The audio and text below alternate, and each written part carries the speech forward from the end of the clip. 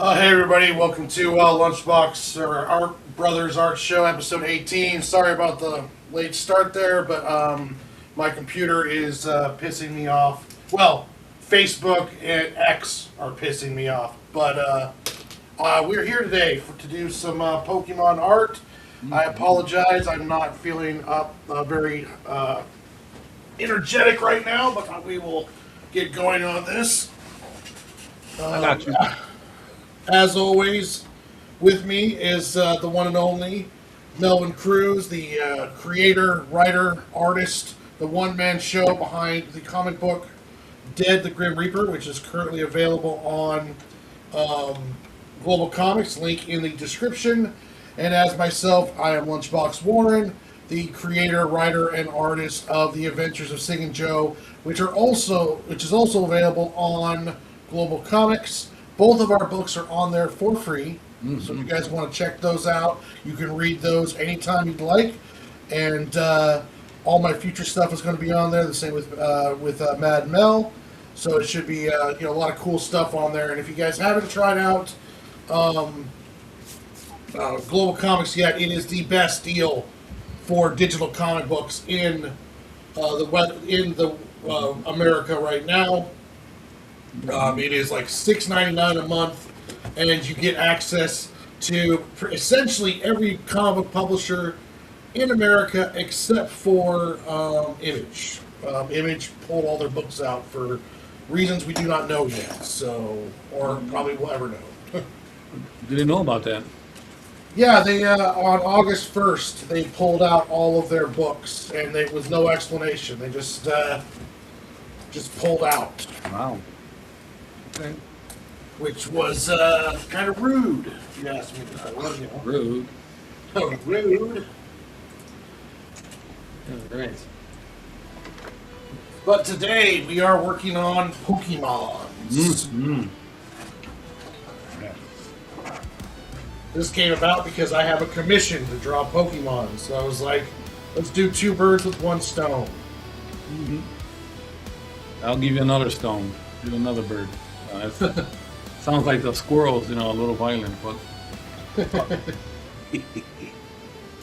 All right, man. Let's do this. All right. I am doing Mewtwo. I'm starting off with Grengar. Rengar? I don't know Pokemon that well, but I know this one is one of the ones that the kid wanted, Grengar. You'll probably recognize him once I start drawing him here. Mm-hmm.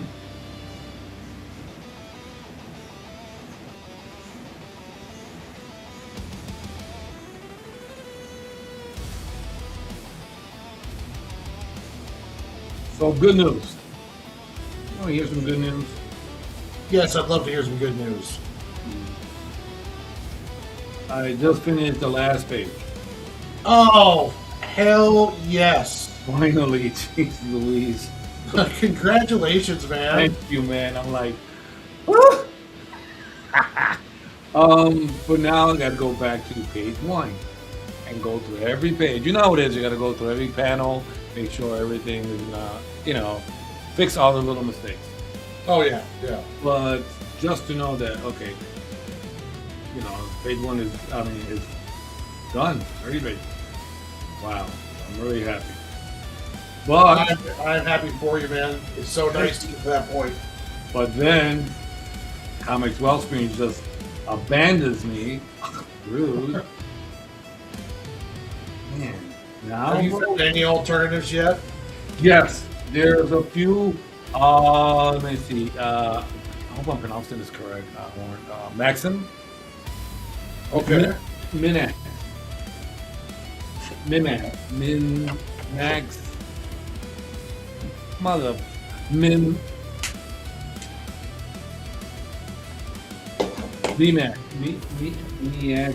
Miaxum. Mixum. Mixam. Yeah, it's Mixum. I know which one you're talking about. Mixalot what? Sir Mixalot what? Anyway, yeah, so I was looking at them. And let me see. I seen one that's called Prinster, but I believe that's somewhere in. When they were saying, they print from India. No offense, it's just that I wanted something local. You know. Yeah. So, okay, I'll keep an eye on you, but I want something really local. What else? You don't want to be dealing with international fees right now. Yeah, Anyways. man. You know, so it's like, okay, all right. So, but that's another one. What else? You know what Comic Wellsprings recommended was Greco. Yeah, that's who Comics Wellspring used to be. Exactly. So they're recommending them. I'm like, oh, okay, wow. It's very weird that situation. I'm not sure.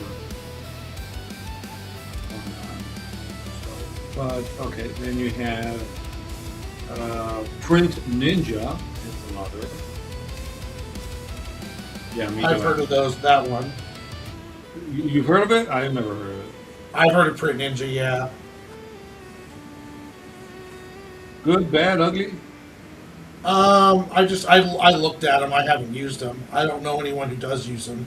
Yeah, yeah, that's another thing. I wish I knew someone, where you could say yay or nay.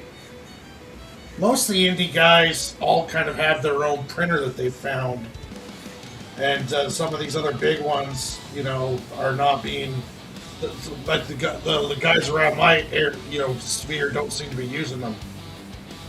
Like the only big one that people I seem to be consistently using was Comics Wellspring. Yeah.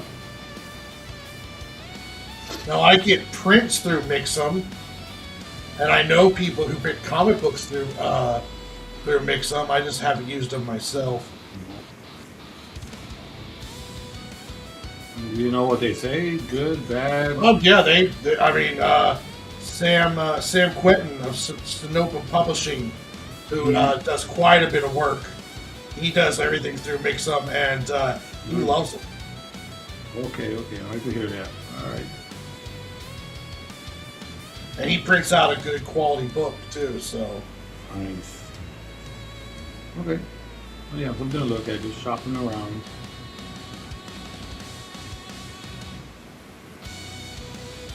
I gotta send this off to the editor, so I let them know.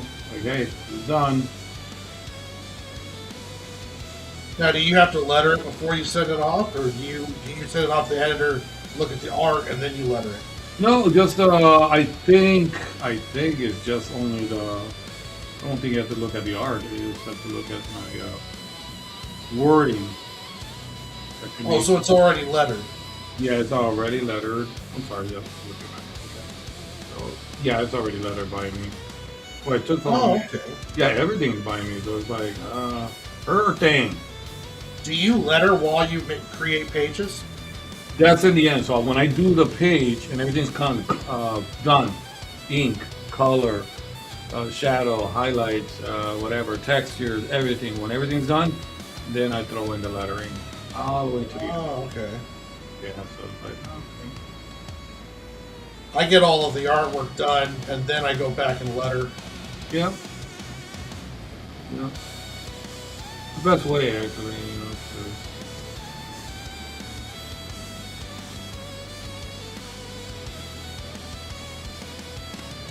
is Mule too like evil or something? I mean, He's kind of a dork. a wild card, I think. I remember that he was quite serious. Right?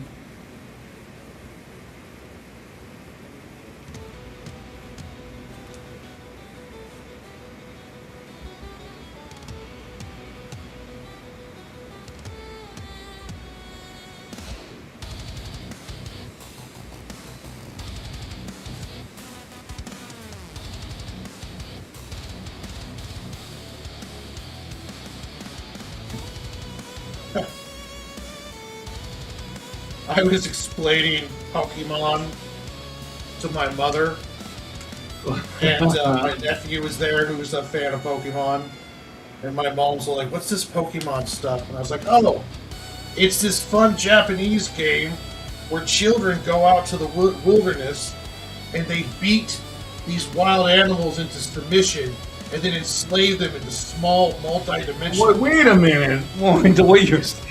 And then they use those enslaved creatures to fight other kids' enslaved creatures, or to help enslave further more creatures. It's a Warren, really you good have thing. maybe worded to mom a little bit different. My nephew the whole time was like, "No, that is not. It's not. No, that's not what it's like at all." I'm like, That's right, "That's buddy. exactly what they're doing. It's an enslavement combat game where you Oh my god! enslave like animals and then have them fight each other in combat." Oh. Yeah, you know what? Maybe next time. Let somebody else. I must have been like, oh my goodness, so violent, you know? Kind of, you know. But, He's like, "You go out and you catch animals in the wilderness." It's like, yeah, after what? After you beat them to submission. And bunch of- then you enslave them. He's like, right, because they're Oh. kids. Oh no, you did not. We're my right. mom's all like, "I don't know if I like this game." Oh, you got that right. It's like, I don't like it right now. I know it's not right. Like, no, you know, Mom, a little against your son, but it's a little fibber, okay? It's a little more enslaving. I mean, it's kind of accurate, however. God, after all these years, it's still popular. You see these news of these guys stealing, you know, like Pokemon cards. I'm like, I thought this was played out years ago. Nope, it is going strong, man. Oh, dude, Pokemon is one of the stronger collector markets right now. That's why I'm so proud of Dragon Ball Z, you know, that they've been around for a minute, man. And it's still going strong. It's like,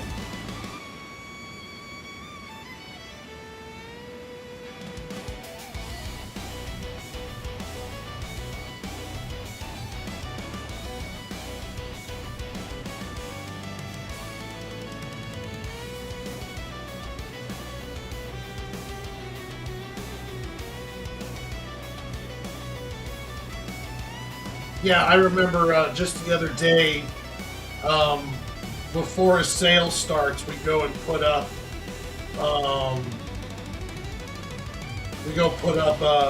signs to help bring people to the sale. mm-hmm. So this is like, you know, like 8 o'clock in the morning. The sale starts at 9. We're out putting up signs. And we go by Target, and there's like 30 people lined up waiting for it to open. Some had been sleeping there all night. And we found out it was because some new like Pokemon card release or something was coming up.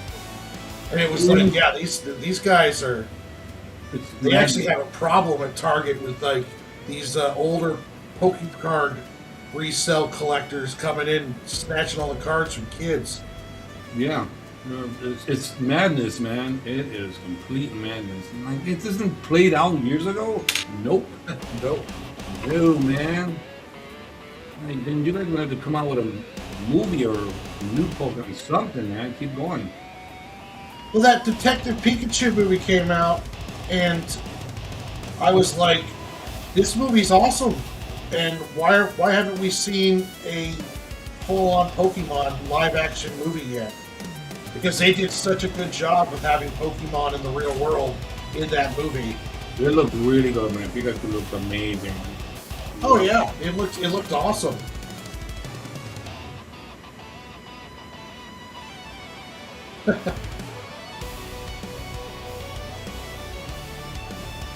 Enslaved creature combat. Dude, you're just so wrong. I was like, oh my goodness. Why are you even playing this? No. No, and that's You know what? That's going to be in a future issue of Sig and Joe. You know? Yeah, Joe's going to be like, "What are you doing? Oh, I'm playing some Dokemon." What's Dokemon? Oh, it's this badass game where you go out and beat these animals half to death. And then you enslave them in these multi-dimensional spheres. I can totally see them.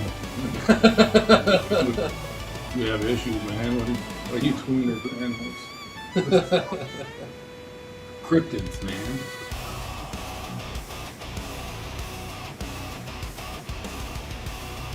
I'm happy that I'm done. Okay. However, I'm even happier and more excited to get started on the next chapter. Oh yeah. That I like that. That's a good feeling when you're doing things. Now, oh, I'm gonna take a break. Oh, hell no. As soon as this is done and said and done, I'm moving on to the next one. Now, do you wait until like the editor gets it back to you, or are you already like pre-getting pages for the next one ready? Oh no, yeah, I will exactly do that. Once he's looking into this, I'm gonna be like, yeah, yeah, yeah. Page one, chapter three. Oh, And okay, keep yeah. going. Yeah, no, I love it, man. It's like, and then I think, okay, I can get X amount of pages done by the end of the year. You know? Look at this. Jacked up like I am. Look at this. It's not even the circle anymore. This is a, look at that. Like chewing on this? What the hell? No good. Yeah, much better.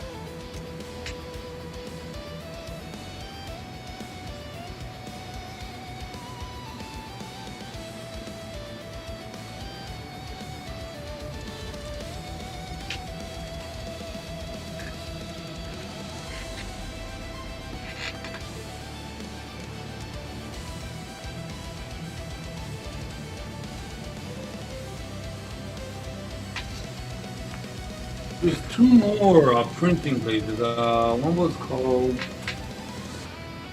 Print Keg, and never heard of them. And Morris Publisher. I've heard of Morris. Oh, Morris, excuse me.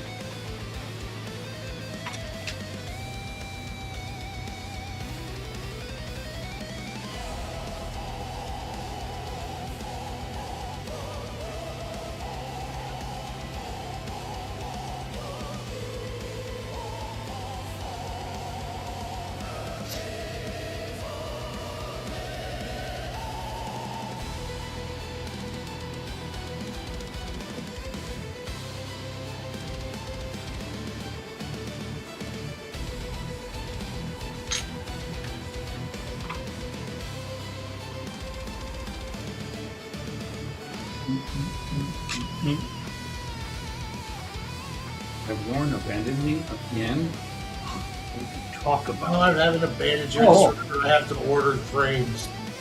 So for this commission, so just doing that real quick. you got to order frame? Yeah, 11 by 17 frames for these. Ah, where do you order from? Amazon. Oh, okay. I think, if I'm not mistaken, and I do I'm not mistaken when I think, but I think Michael's by me has frames. I haven't tried that yet, so. Massive Panda says there's Kablam, Indie Planet, but I think they have limited options with paper. No matte was available, just gloss, I think. Wouldn't that be pricier? Yeah, I'm not sure. Yeah, Kablam, yeah, that's another one. So, yeah, so there's quite a few of them. Just sit down one day and just, you know, do some research. Yeah, I'm thinking about trying and make some, but I don't need to do any printing until I get that first arc, the first 3 issues of the Squirrel Book done, and I don't know how long that's going to take me right now. So Exactly. Yeah, so. Now, me on the other hand, now that I'm done with this, now I'm going to have to look into it. like I just got last night.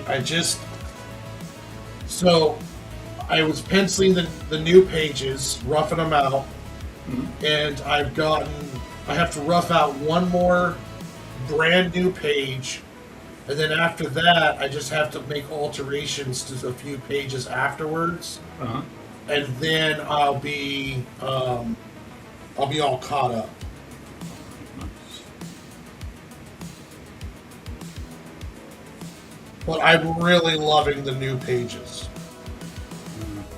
Isn't that awesome when you do something and you're like, okay, and you're really, really happy with it? It's just Yeah, yeah. a great feeling. I was doing a sketch of Kringle, because Kringle got to go. You know that, right? Yeah. So yeah, he's got to go. I feel him. And it came out so nice. And then I was like, wow, just like you did. You're like, oh, after you see it, like, okay, yeah, it's a wonderful feeling, man. Too bad we're gonna have to Dude, did you see the trailer for Violent Night 2? No, but I've heard about it. I'm like, Oh, it's so good. That was so much fun. I love Violent Night, and the trailer was good. It was so much fun. With my nephew, and he's like, "What are you taking to see here, Uncle?" I'm like, "Yeah, oh yeah, Santa chicken butt." What's the actor's name again? He's good. Oh, He was from Stranger Things. yeah, he's the dad, the sheriff guy off of Stranger Things. Fine, too bad I didn't really care for him too much in Hellboy, but He was really good as the Russian Captain America. oh yeah, yeah.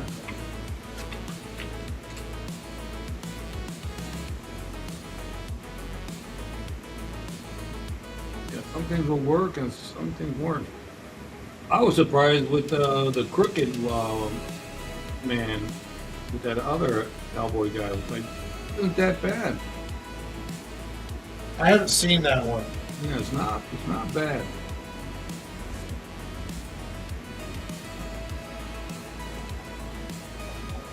Not bad. People always talking, you know how people are always talking IBS, but it's like, I looked at it and I'm like, this wasn't bad. It's just that we're such, Ron Perlman fans, so it's a little difficult for us to see. Yeah. You know? Somebody would do, Fred Krueger. It's a little difficult to not see Robert Englund, you know?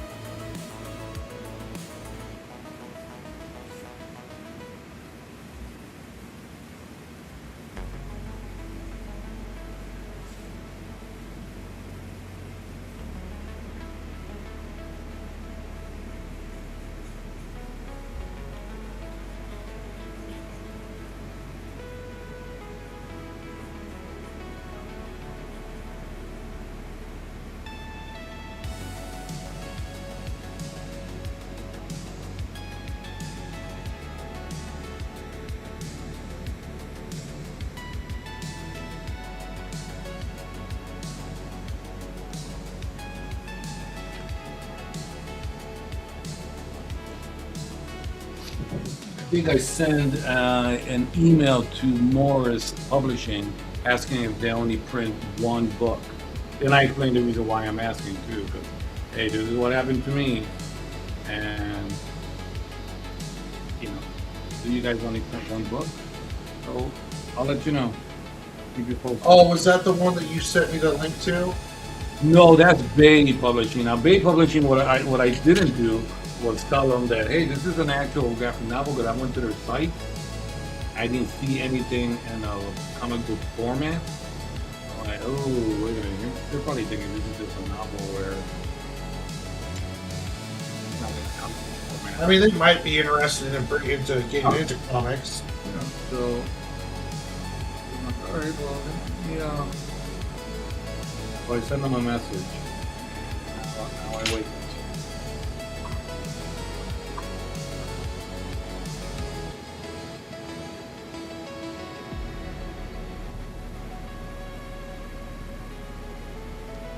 I was thinking about another banner. I got that banner, behind me. The one that you open up, and it has the logo and everything on it. What do you call that? The stand? Banner? Yeah. I was thinking about another one. To put it side by side, one on one side, one on the other. But I did it through them, and They abandoned me. So whatever. I have one of those standing banners, but it has the little publishing company. Me and my friend, or the guy who used to be my friend, was working under. We were working under one publishing head, and it still has that publisher on it. So I gotta get rid of it and get a new one now. Can't you maybe, I don't know, do something with that? Alter it somehow? Well, I mean, I could tape over it, but it'll look weird. Painting? Maybe. I mean, it's kind of like nylon stuff. It's one of those standing banner deals. Gotcha.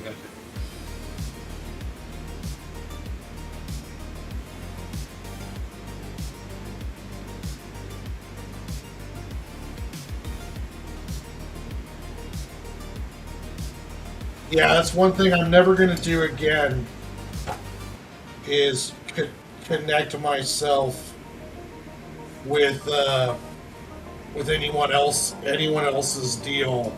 Like if I get worked, if I ever get work under a publisher and they want to make me one and send it to me, then I'll use it. But I'm not going to spend my money making anything that has anything but my stuff on it anymore. Yeah.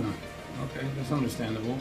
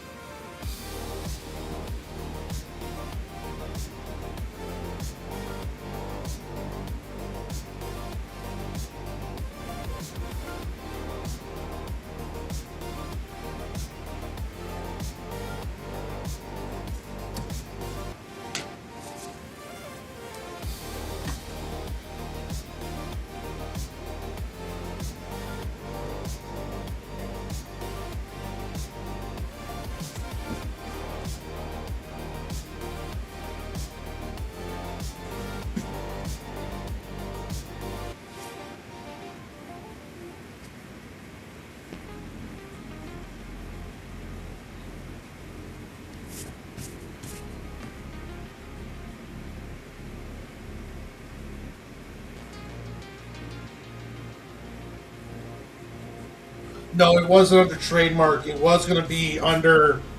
It was going to be our LLC when we were going to start one. We were going to start an LLC, and we were going to print both of our books under the same banner. And he ghosted me, so then I just moved on.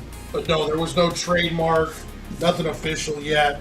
And as far as I'm concerned, he can have the name, so I'm not going to use it. But yeah, there was no trademark or anything, no copyright, no legal stuff yet, because we had separated before we got to that point.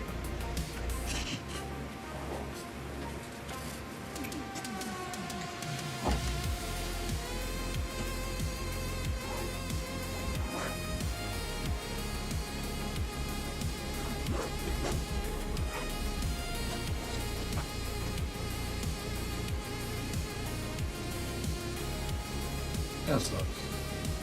That happens. Yeah. It happened.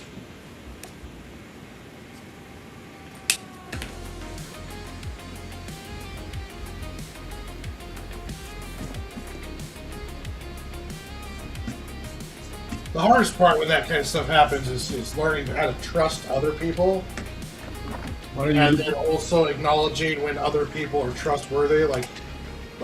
I'll sometimes I'll go on rants about how don't trust anyone in the business, but then I literally have like Ichthus sharing my link, getting me stuff for the letter, Massive Panda showing big support, sharing stuff out. I've got you helping me out whenever I need it, or always being there in case of anything. There are people worth trusting in the industry. It's just sometimes those old burns. It's just like I gotta remind myself that there's the stinkers are few and far between. Wait, you think you trust me? Oh, of course. Oh, sorry. It's supposed to be an internal evil laugh. But my bad. Nice. Yeah, I can feel you, man. Where yeah, once you lose that trust, it's difficult, man. Yeah. So I feel you, man. But it's a learning process. We learn from Yeah. it. You gotta learn from everything. You got to protect your business above all else. Take your ease. Protect your work and protect your business. Yep.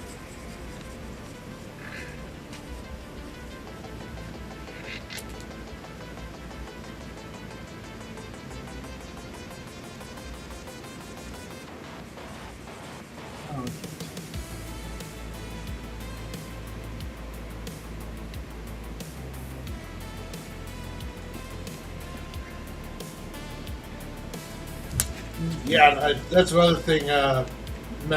Massive. I'll never join a publisher that wants rights to my property. Oh yeah, no way.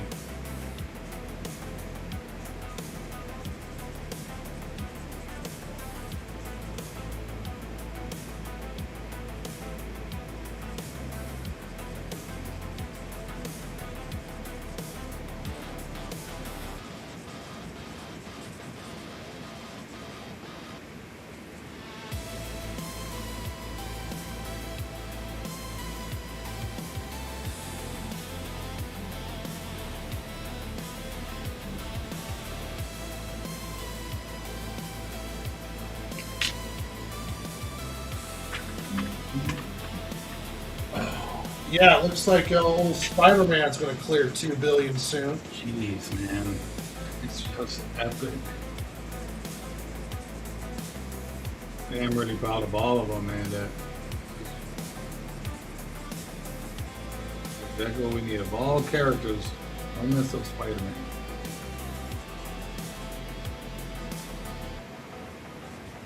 Even old Odyssey broke $1 billion. Oh yeah. And I wasn't even a big fan of that movie, but I'll give it its props though. Clearing $1 billion, making its money back, and that's a success. Yeah, that is. Despite all the backlash we got, it made money. So it's Christopher Nolan, man. You know, that name alone.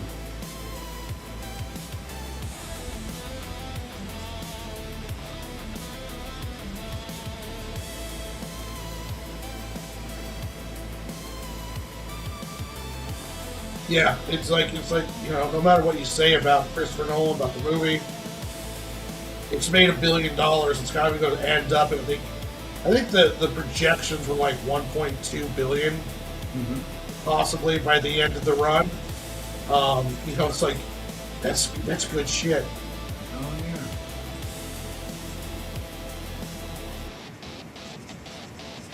Not only the judge or anything, it's just to show you that even when people are not caring too much for it, it still did well. Yeah.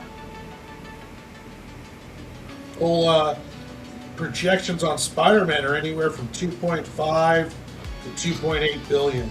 Man.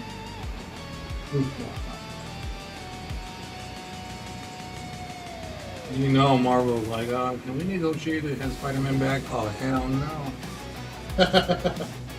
Never. Yeah, the guy who directed Spider-Man, he's going to be He's working on his live-action Naruto right now. Ooh, now on the Yeah. reboot. Wow. Yeah, he's going to be doing a live-action Naruto. Oh man. And you then better when say my comes favorite back, phrase. He's going to go back to working on Spider-Man 5. My favorite phrase. Believe it. Well, no, was that it? Was it? I never watched Naruto. Oh, I loved it. It was just hilarious. I've seen scenes from it, but I never watched it. Oh no, I watched it. That one. Bleach was pretty good. Dude, now we gotta do another. No, you gotta put it on the list, bro. We have to do a Doing some Naruto. Naruto. Yeah, we gotta do some Bleach.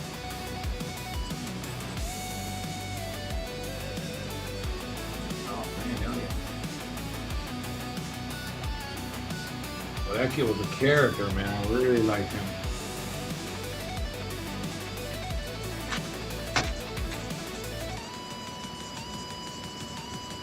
Yeah, I never watched Bleach either, but I heard that was good. Okay. We're gonna have to talk after this, bro. Guyver? Oh, I love Guyver. All right, dude. Okay, all right. It's like 1 out of 3. But like, bro, if it cut the screen short and just pop. What's your malfunction, bro? I mean, watch these. I remember the live action Guyver movies. Yeah, not the first one, the second one. But the first one they did, it was pretty bad. I think Steve Wang or something like that was a special effect artist. He's amazing. Yeah, the Guyver looked good, but it's just so bad. That first one had whole Mark Hamill in it. Yeah, right. And I thought, oh, is he gonna be? Nope. Oh man, they just used him. Like, Mark, what's going on, man? Was you that desperate to the movie that you did this crap? He ended up doing really well in the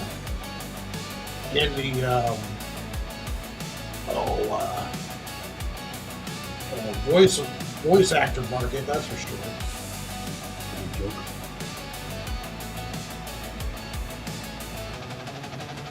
I've seen an interview with these guys when they were doing the animated series, and you know they got all these people coming in to audition, and Mark Hamilton. They're like, "This is Luke Skywalker. We gotta give him a chance." You know, it's like we can't. This is Luke Skywalker. Then as soon as they heard him do that voice, they were shocked because they didn't believe that he had this kind of a voice. Yeah. That was history. They were like, okay, no, we have to hire him because, of course, he's who he is. But when he opened his mouth and that laugh and that voice, that was it. I'm like, okay, the part's yours, and the rest is history.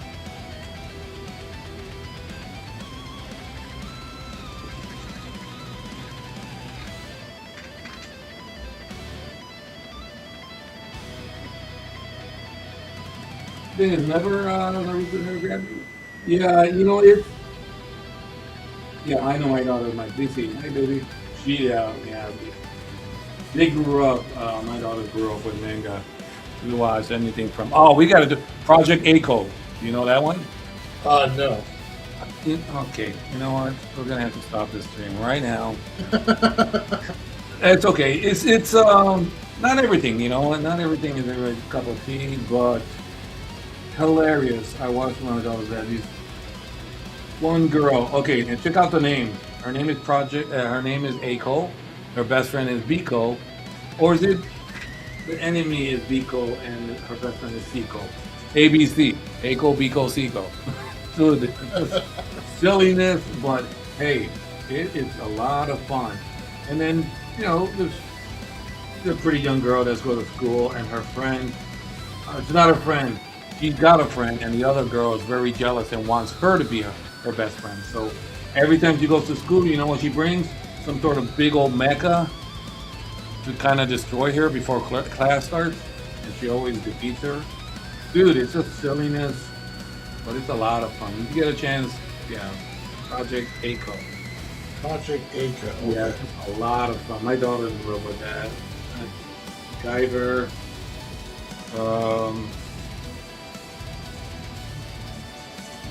Jeez, man, I was looking at another book the other day of Appleseed. That one was from Eclipse Comics before it even became popular. I was collecting that.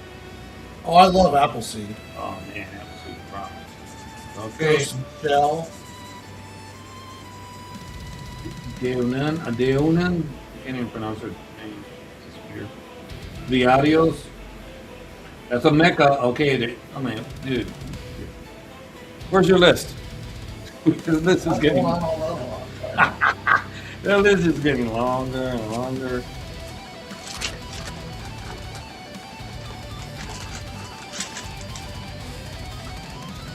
Okay, hold on a second. Bleach, Naruto, what was the project? ACO, A-KO. And then Guyver. And what was the other one? Let's see. We're talking about Appleseed. Oh yeah, Appleseed. Ooh, Battle Alita. Battle Angel Alita. We did Oh, do we that. did that. We did that one though. Yeah. Ghost of the Shell. Yeah. There we go. We didn't do that one yet. So another one, Ghost in the Shell. Oh, man. Yeah, there you go. The list. Big one. Did you ever watch Full Metal Alchemist? Yes. Oh man. All right, we need to do Full Metal Alchemist. Put it on the list, man. It was so the brothers. I mean, it was just so sad, but and then you can like see the love, you know, that the brothers, you know, like have for each other. You know, like what a story, man. So we got Full Metal Alchemist. We should do some Mega Man. Ultraman too. Oh yes, Ultraman. Yes. Well, he's got to be fighting a kaiju. We got. Let's just do Mecha too. Yeah. I like to draw a big old mech. Yeah, yeah. I'm sure you do. I was kind of seeing it. I think you already did one with the. Avenger. Vampire Hunter D. Oh yes, yes. Ninja Scroll.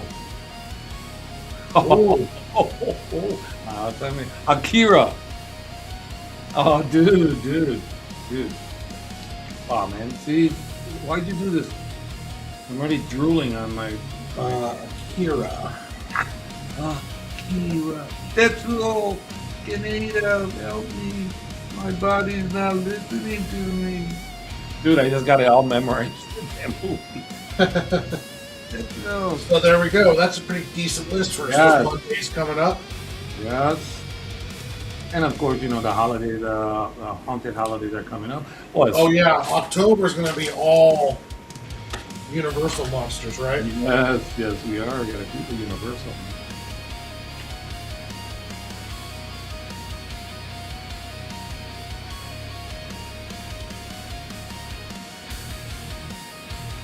I thought I heard something that they were going to try to do something else, but I'm not sure what I happened. mean, it's a rich open world that they could play in, so it would be ridiculous not to keep trying.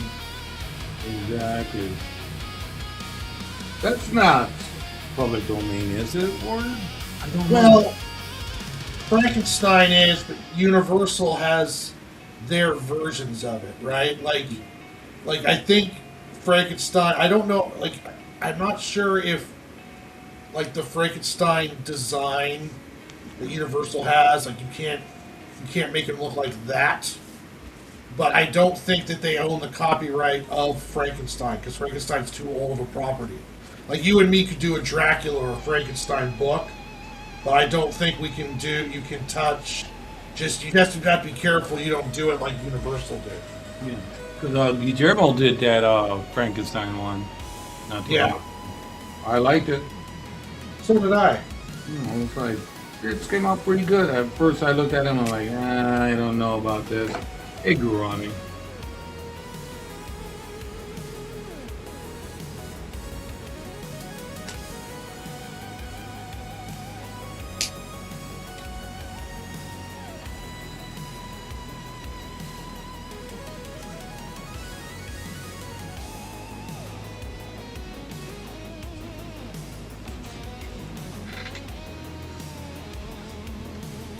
Yeah, it was Ooh. pretty good. I don't know about the design. Oh, you didn't care too much for it? Well, it was just a little bit clean. Man, you nailed it though. You really did, because I kind of thought about that once when I was watching it. I think that was when I was talking to myself. and arguing with myself and losing that argument. Anyways, I was saying that the stitches were too nice. I was like, man, I wish they had some sort of a clamp or something. You know what I'm saying? Like something like Yeah, like look I like want them to be a little bit more ragged. I don't know, like ratchet. ratchet than I guess than what Del Toro. But he does. It was done in Del Toro's style. It's just Mm, for me, it was a little bit too clean. I I still agree. like the movie though. I still like what they did with Oh that. yeah, yeah, definitely. Just you're right. I agree because I was thinking, man, I want more stitches looking like stitches. You know, I'm like he had an opportunity right there to really look. I don't know. You can just do some research, right? And back in them days, and maybe some operations and how stitches look like. You could have done something like that, you know. Like, Yeah, see how that's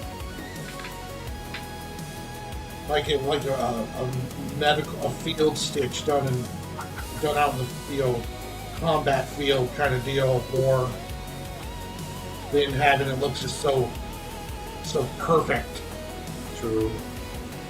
Oh, dingus. Yeah, you're right. I do argue with myself, and I lose the arguments too. What does that tell you? Can you say straight jacket? Whatever. Too funny.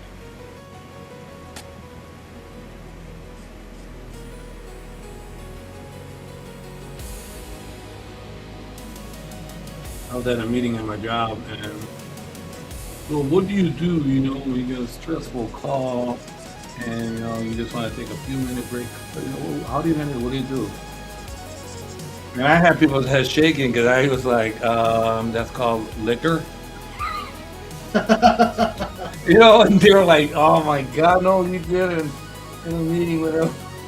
I don't care, man. Crack open the bottle of Jim Beam. I got hit at my Jim desk. Beam, check Beam. Hello, 3 words. Yeah. Oh, Oh man, they're shaking their heads like, okay, no, no, Melvin, no. Yeah, you know I'm right. And one of them is like, oh man, I love me some tequila. I'm like, Jose Cuervo girl. Yeah. Okay, we're getting off the topic here. No, but thank you for sharing, Melvin. Oh, you're welcome. Anybody knows me, I don't drink, so it's so funny how I make all these shows, but I don't know. yeah, I'm not. I don't drink it either.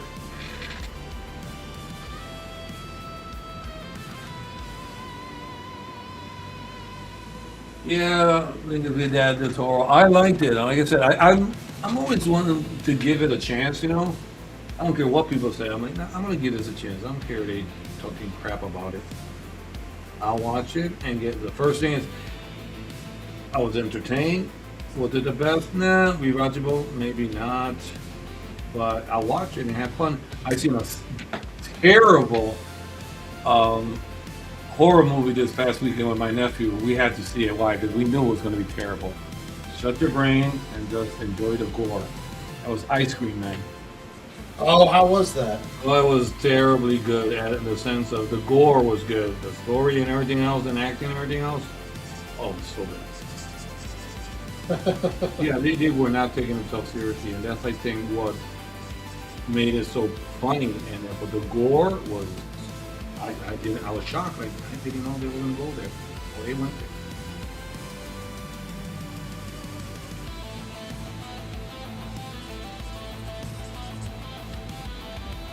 So good.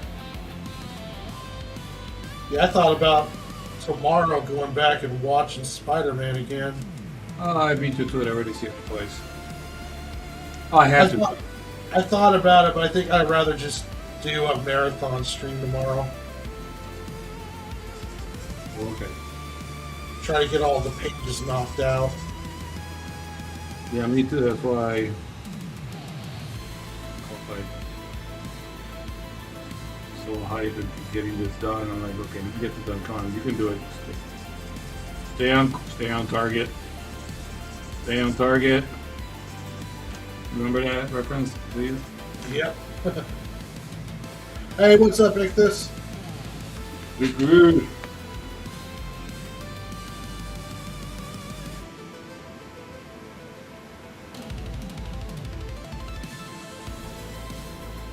Oh, I'm glad your mom enjoyed it. Yeah, because Frankenstein has been around for a minute, man. It's a sad story with them too.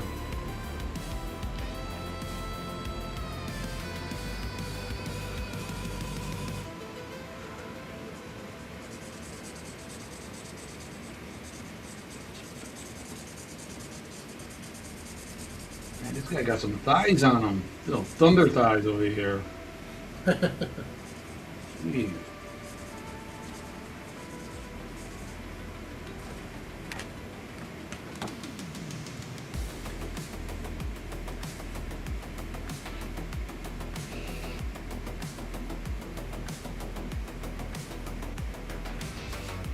Neon lights on like a restless heart.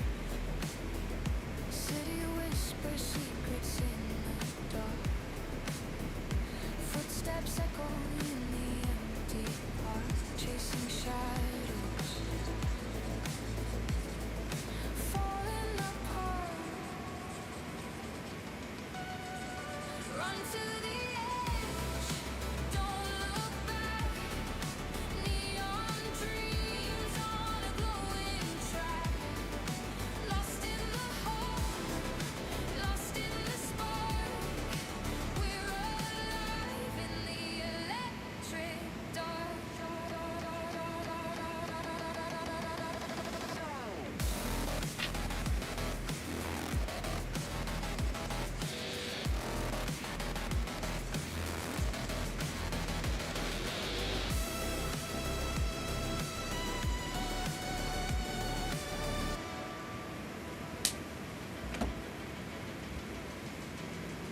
Static buzzes, a signal breaks through. Skyline flickers in a glitching hue. The world's a wire, and with a fuse burning bright, nothing left to lose. Fingers trace the rhythm, the beat. Feel the pulse I'm on this new weight loss med, and I'm on my second week of it. And Hmm. one of the things that happens, it just saps the energy right out of you. Really? Yeah, like I tried to go for a walk today, Uh huh. and I came home and I just almost freaking passed out and took a nap earlier.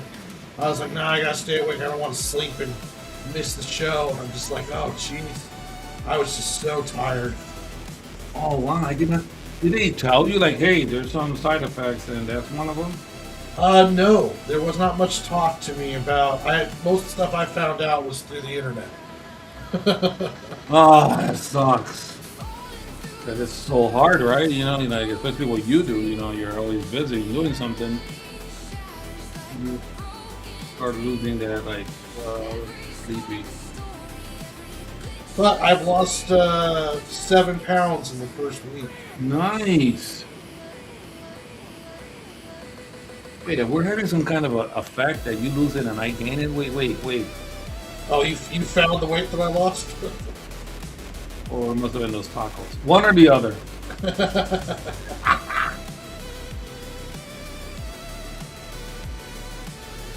It's so funny because I kind of got a serious look, and I'm always clowning around in the meetings. But then I'm like, okay, I have a complaint against one of my coworkers. Everybody's like, uh-oh. And then I called her out, Maria.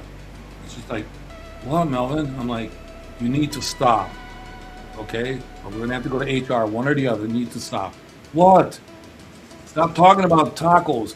And every time you do, I have to go get some, and my hips are out of control. Dude, they were like, oh my God.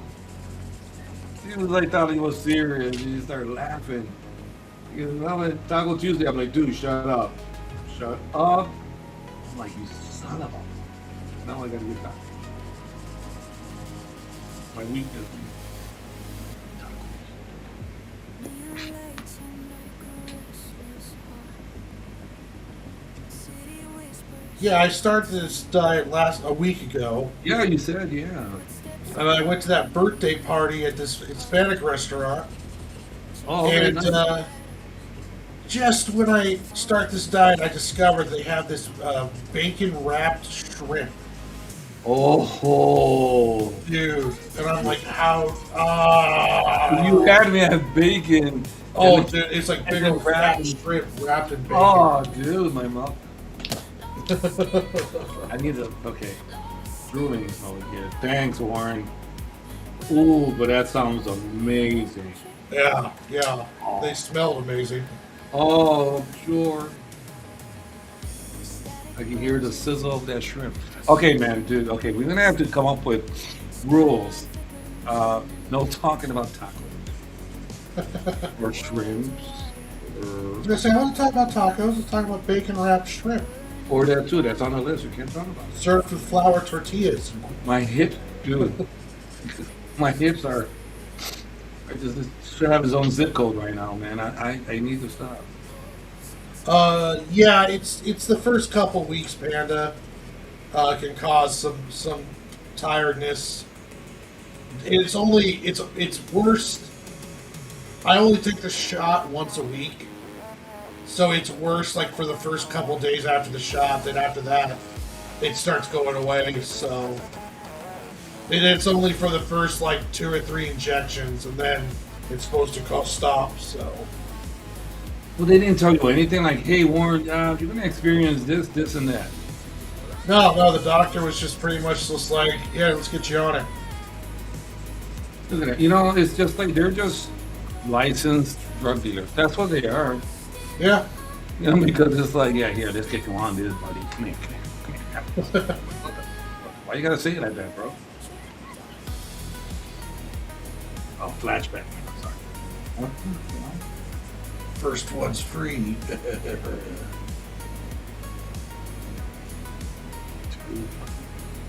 But I'm glad. I'm glad it's working. Well, yeah, and I've been sticking to my diet pretty hardcore, so Nice. that's been going good. Good. Good. Shatters like a broken dream. Every spark a story. Every glitch a scream. They're just pixels in a red machine. So this commission is for this little man right here with the Mike Jordan complex or something. I don't know what this tongue's sticking out. I mean, Oh, it looks great. the Pokemon has a deal where he sticks his tongue out, so I thought that would look cool. That's too funny.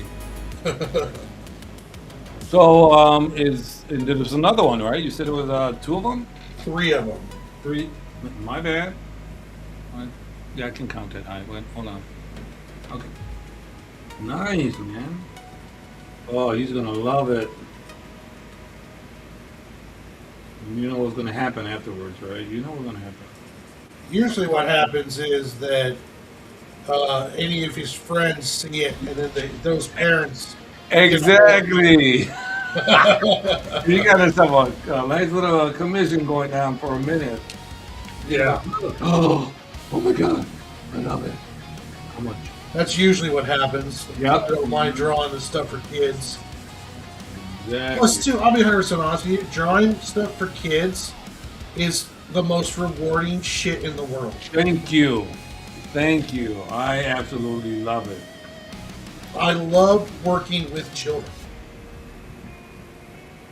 That is so true because kids, I don't know about you, I can only say my childhood is to draw all the time and that by myself, you know. Yeah. I didn't, you know, father didn't approve of it, so wasn't supportive.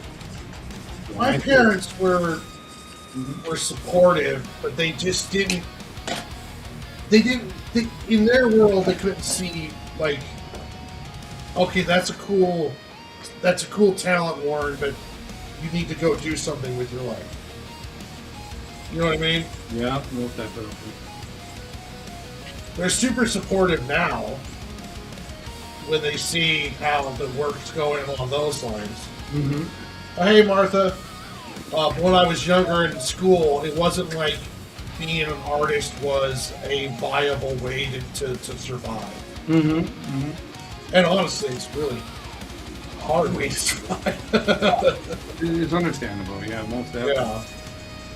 But they've always been supportive of me. It's just they just didn't see how important this was to me until I got older. Mm-hmm. I mean, I gave up a $80,000 a year job to do this. Goodness. But the rewards are just Oh yeah, not always about money, man.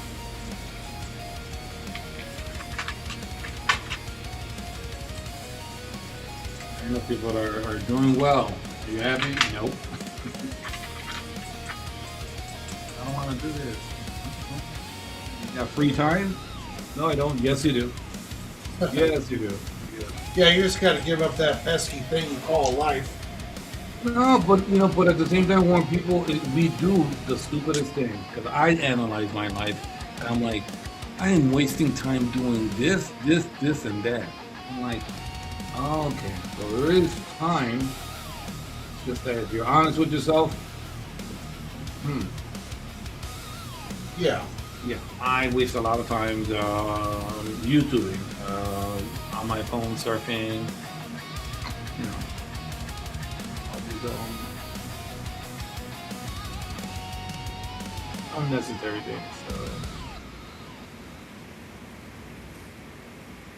Some of it is legit, don't get me wrong, but most of the time we fart around doing a lot of stuff.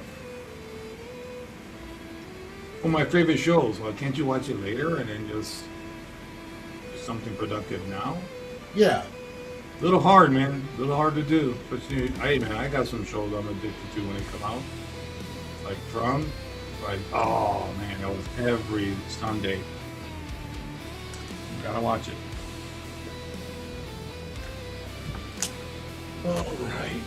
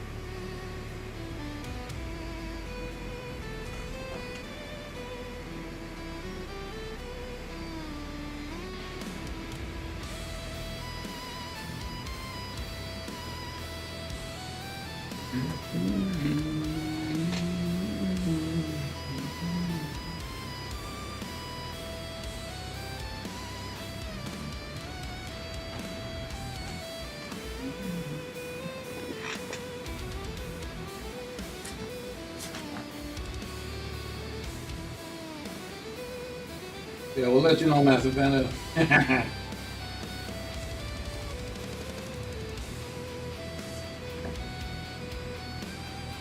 Marco, what's going on? Why is life getting you down? What's going on? Yeah. What's up, Martha?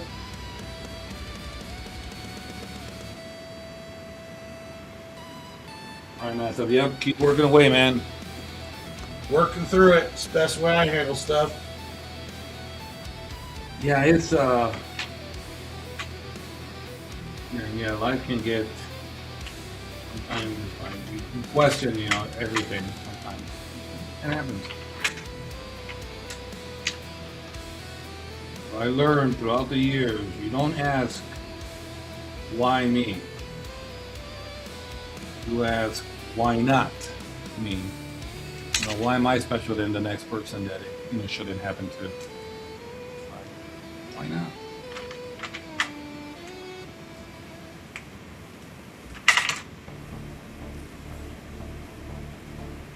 Oh, yes.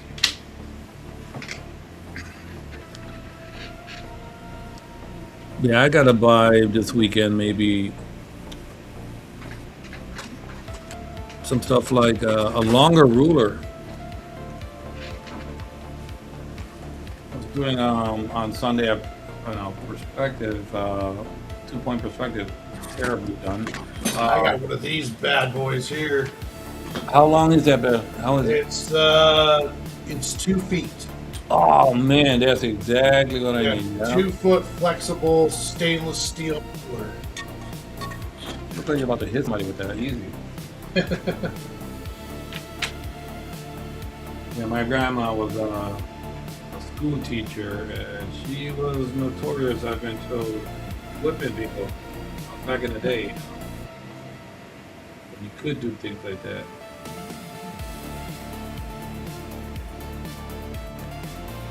Can't do that now. It's called a loss.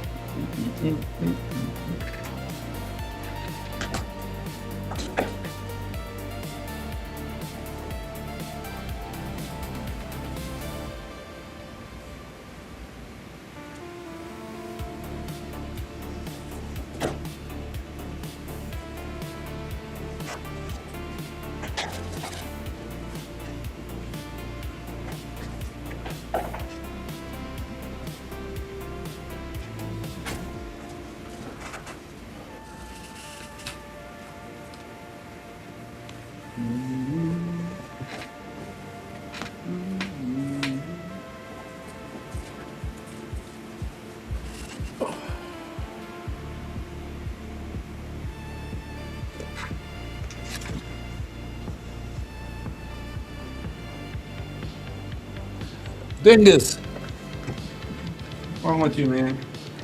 PG-13.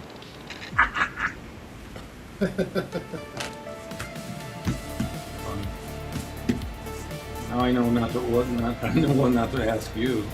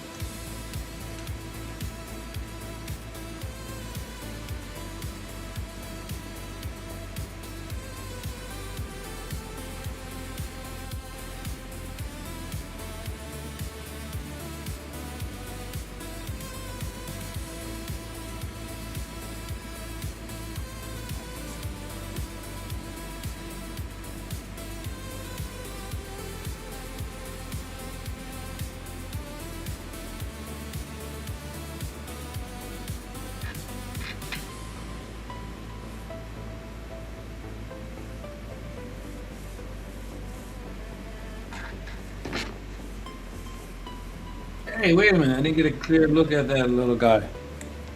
Why are you holding it back on me, bro? What, the last one? Yeah. Boom. Boom.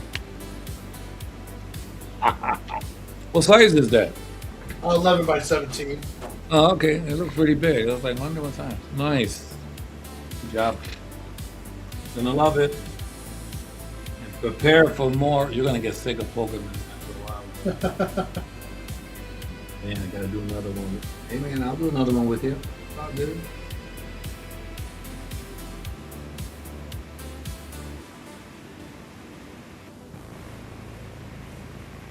I seen something and I'm like, oh, I want to do that too.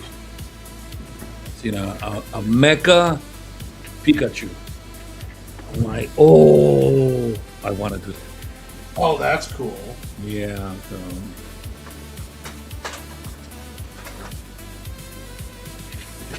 it's too damn cute, that character.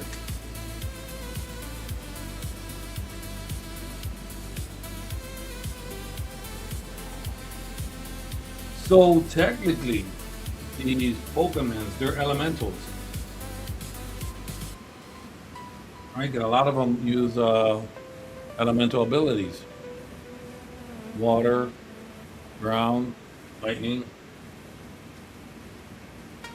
Yeah, that's Yeah. true. Yeah, they are elemental characters.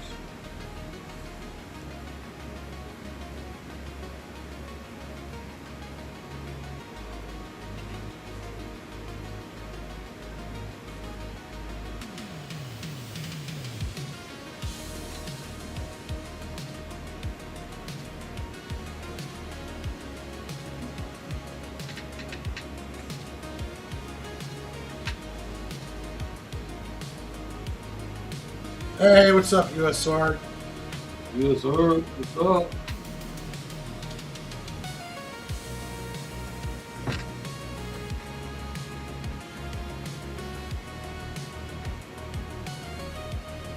Have you been to the comic book shop as of late? No, I haven't had the money to go, so I've been holding off.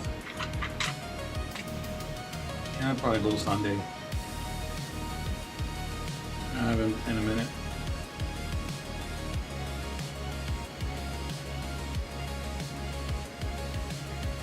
I gotta work Wednesday, and we got a sale going on this weekend. So I'll probably go next Wednesday after this next week's Wednesday, not this one. Are you streaming Wednesday? I'll be streaming after I get back from work.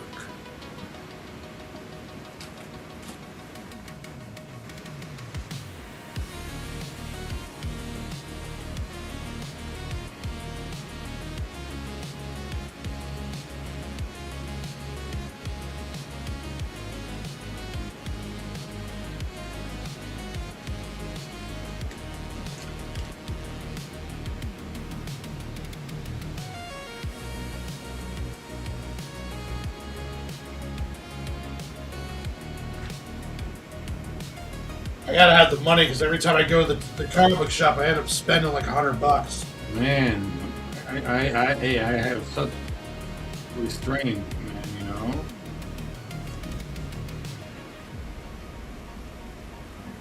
I'm like, okay, no.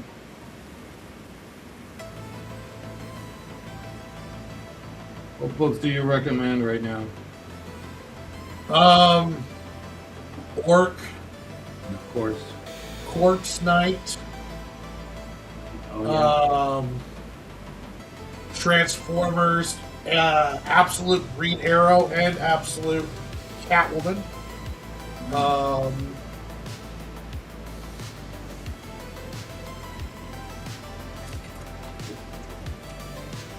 There's a Godzilla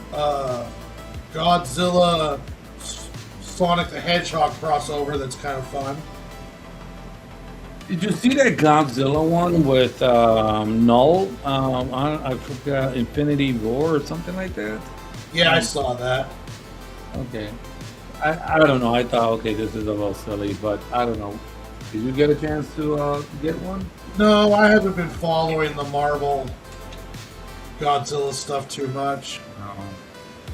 I want to get the Null and Thanos. It looks nice. The art looks pretty good. You know that, so I really like Null as a character.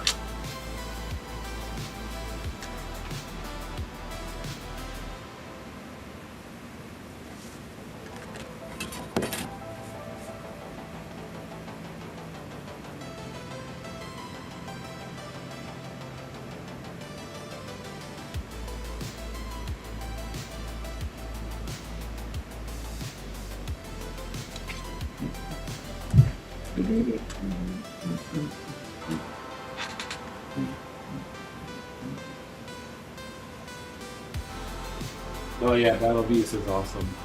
Oh yeah, Battle Beast is another one.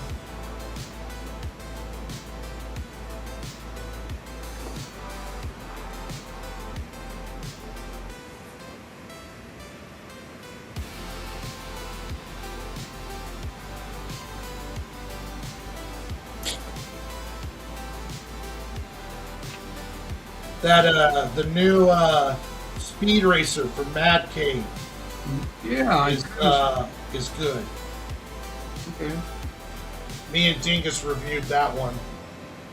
Yeah, I liked it. I kind of seen it. I'm like, oh, somebody got the rights to it. I'm like, okay.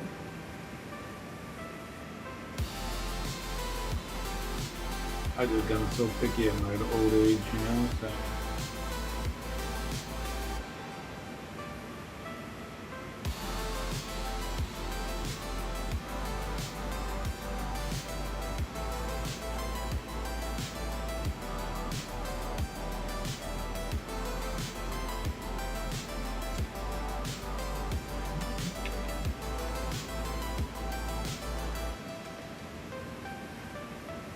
Yeah, so Marvel, I'm not sure what's going on. I follow a few people that are really, really into comic books, and they have a lot to say, man. And I kind of understand them, but I'm not sure Warren. He's like, Spider-Man has not been good in 10 years. Like, sure about that, man? 10 years is a long time. Well, the ongoing Spider titles have not been great. Yep, that's what he said. Ultimate Spider-Man was good. Wolverine Spider-Man was good. So there has been some good Spider-Man. It's just the ongoing titles have not been overly great.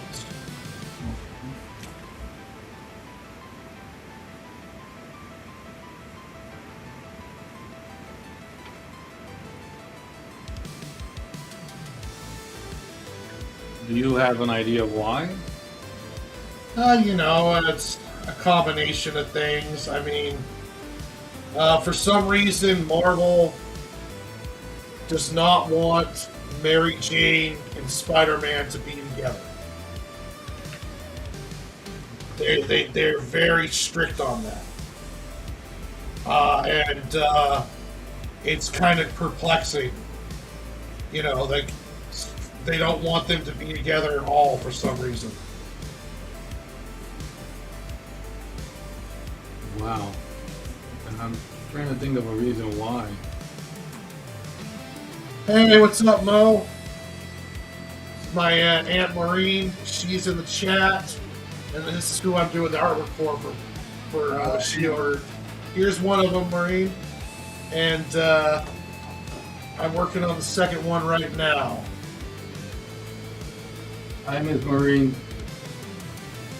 I'm Warren's conscience. I don't know about that, but You're my Pokemon trainer. Beat me in submission, keeping me working. and your point is? No, I'm just saying. Sorry, boss. That's right. Get to work. Get to work. All those Pokemons. Gotta draw them all. There you go, man. Gotta catch them all. No, you gotta draw them all. Oh, Warren, I got an idea. What's that? All right, one page. All right, gotta fill it out completely. The Pokemon's complete. Squeeze in every inch of the page of Pokemon. Oh, good lord. I know that's gonna be epic. Dude, that's gonna be a lot of fun, man. Think about it. Think about it. Put it on the list, maybe. Awesome. Think about it. All right, hold on. Let me put it on the list. You have a whole page of Pokemon. Because there's a lot of them, man. That will be a lot of fun. Whole page Pokemon collage.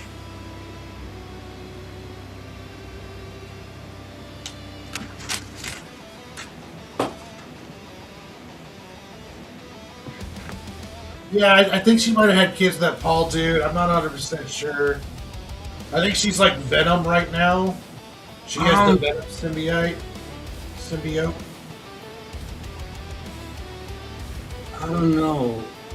What do you think about being a parent in regards to Spider-Man and Mary Jane? Well, like in Ultimate Spider-Man, it was awesome. Oh yeah, You know, it's got to be that ultimate. It can't be like what is what universe are we? 626, 616. 616. They can't make it work or something. I don't know why.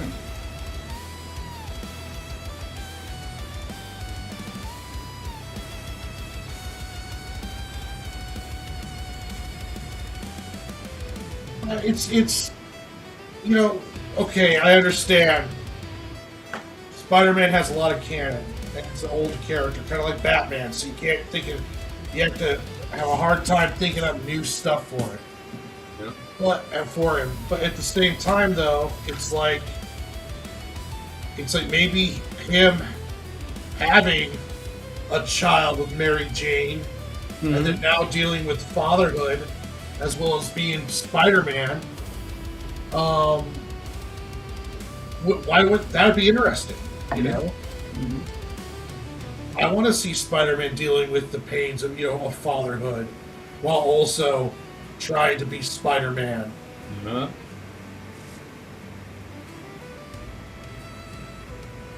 Wait. Did you say Spider-Man is overrated?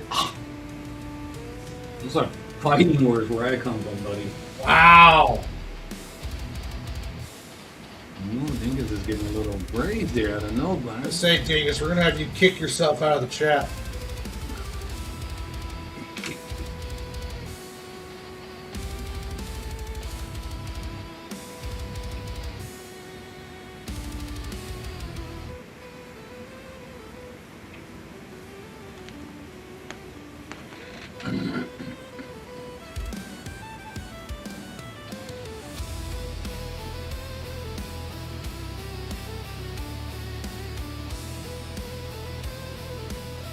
you know what, Master Bender, I agree with you, but in real life, I kind of knew that something like that had happened to a friend of mine.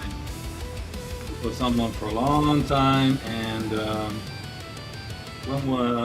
then that ended that relationship, and then started with another one, a bunch of kids.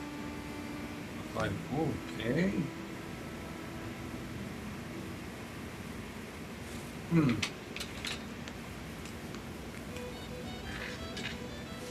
But what do you think about the kids having powers? I think that's appropriate. It adds an interesting dimension to the whole thing. Yeah, like that would be because I think that's what Savage Dragon was doing. That his kids, are like him and got powers, abilities like him, and then now they're like they're getting older. I just couldn't do it anymore. I had to let that one go. We got too,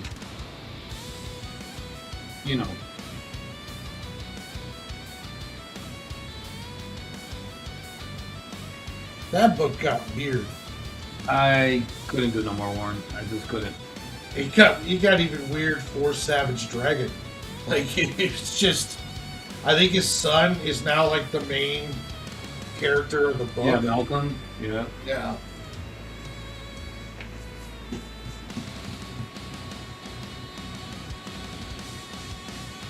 Yeah, so I couldn't, it got too much for me. So I'm like, okay, I gotta let this go.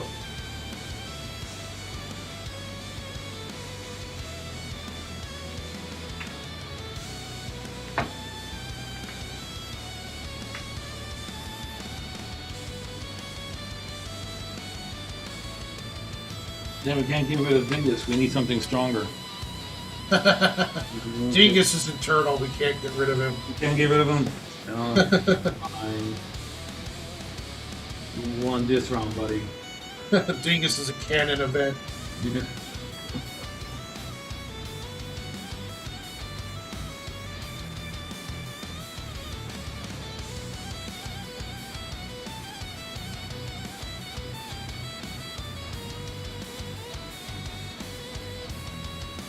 we got rid of Dingus, it would cause an incursion. Oh yeah, and like multiverse would just implode.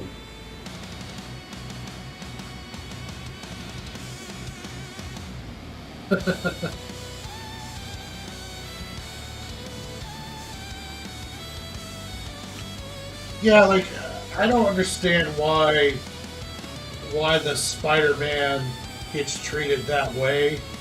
I don't get the whole no Mary Jane stuff. To me, Mary Jane is an essential part. And if you're not going to do the Mary Jane stuff, then give him somebody else. You know, Go back to Black Cat. or just create a new character for him to fall in love with. Okay, but with or without powers.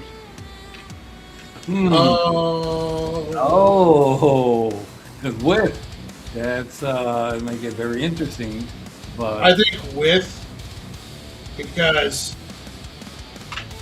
I would imagine it's like, okay, so you lose the woman of your dreams. It's not going to happen anymore. You put your head into your work.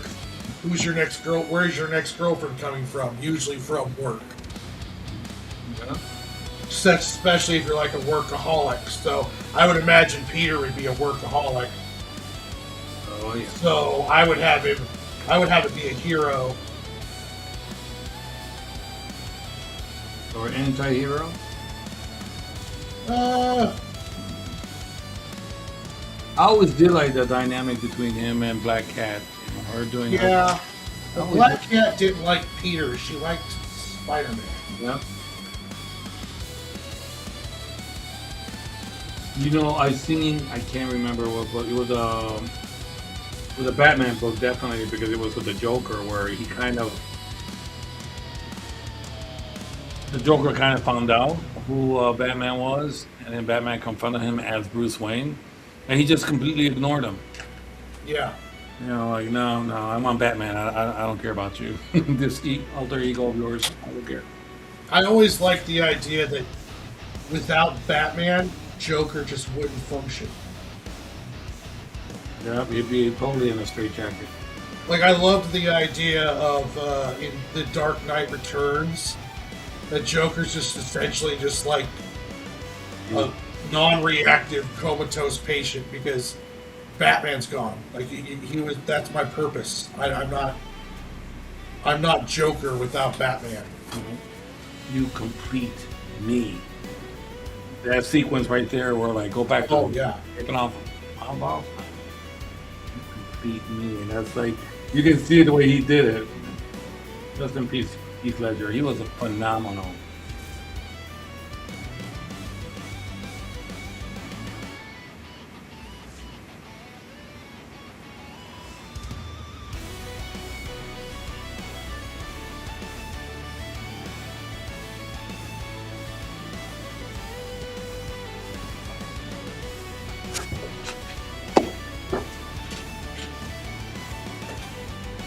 I think what I love the most about that one with Heath Ledger is that they made the Joker smart. When they went to rob the bank, like okay, when he's done, boom, kill him. Hey, when he's done, yeah, you kill him. You know, he's like they're all eliminating each other without even knowing it. You know, I killed the bus driver. what bus driver? Hey, that guy's not getting up. Hey, where's everybody else? Hey, you're gone. So he only killed one. Okay, that's all he had to do. Everybody else killed each other. Only killed one. I'm like, that's freaking brilliant. So they made him really smart like that. I'm like, oh, okay. I like the route that you took with him here. Not just psychotic, very smart.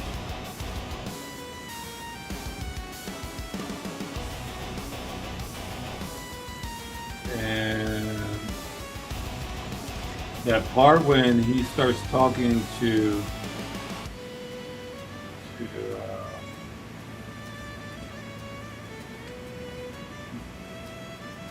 Bruce Wayne, his main squeeze, remember? Oh, at the party. Yeah, I heard that she was really not acting because when he told her, "Come here," and he grabbed her and he started doing that, she's looking like, "Okay, cut." He tried, cut, and then Nolan didn't do nothing. He just let it go, and it was amazing. That's how you film. That's why that man is just.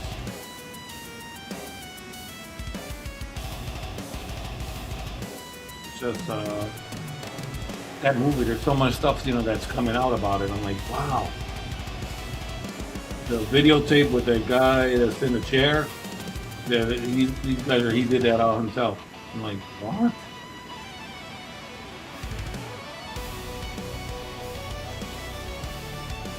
Unbelievable.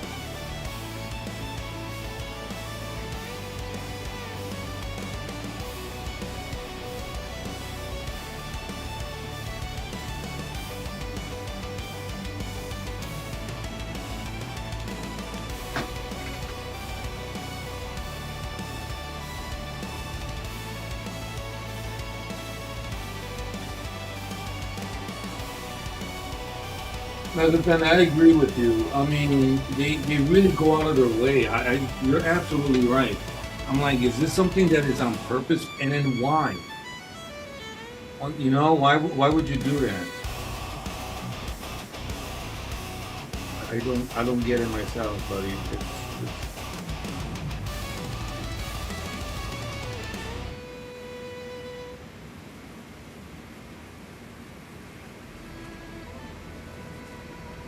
Hey, you don't like this character? No. You're perfect. Come on, we're gonna hire you. Hey, what?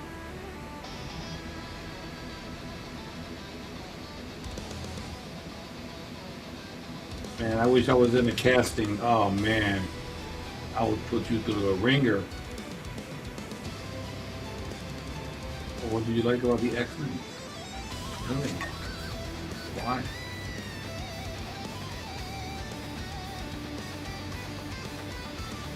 Now they showed some pictures of the new X-Men, and I just understand where they're going with the younger route, so you can shell out a bunch of movies with them because they're young. And who knows? I just don't know how they're what direction they're gonna go. Yeah. I also want to know are there going to be major ramifications for what happened during Brand New Day? Yeah. I don't like when somebody was like, "Oh, the Jean Grey, she screwed all that up for you." No, she didn't. And now she's evil. No, she was had issues about a family member, what happened to her, and then her power elevated, and she saved Peter. Dude, I saw people in the comments saying that Sadie Sink, the actress, was evil. No, I'm like, where did you get that? No, she was evil. She was pissed off because they kidnapped her sister. Her sister sacrificed herself for her. She found out where they were keeping her. She figured it out. Yeah, so no, not evil. I'd be pissed off too. And if I had those abilities, yeah, I'd do everything too to find her.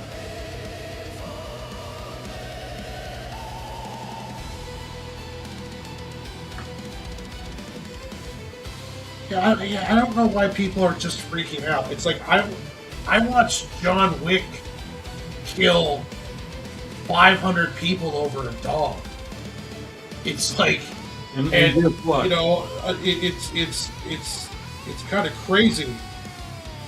But if you're a dog lover, you'll completely understand.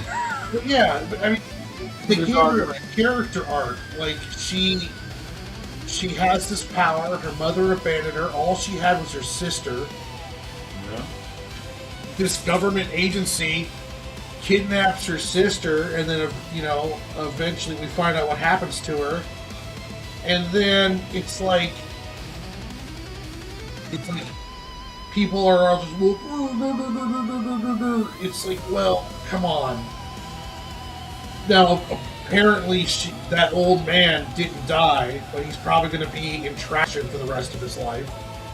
Um, she did save Peter Parker, and her actions could lead to the very reason why the Avengers are going after the X-Men.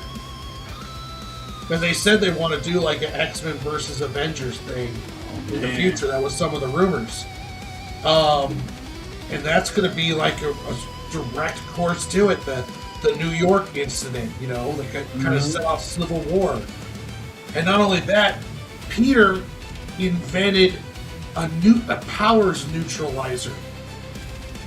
So it's like that could be massive ramifications too if the government weaponizes the neutralizer Peter created. Exactly. I mean, there could be some major stuff that happened in Brand New Day that could have ramifications through the entire MCU's future after Secret Wars. I agree. Yeah, to see the X-Men go up against the Avengers.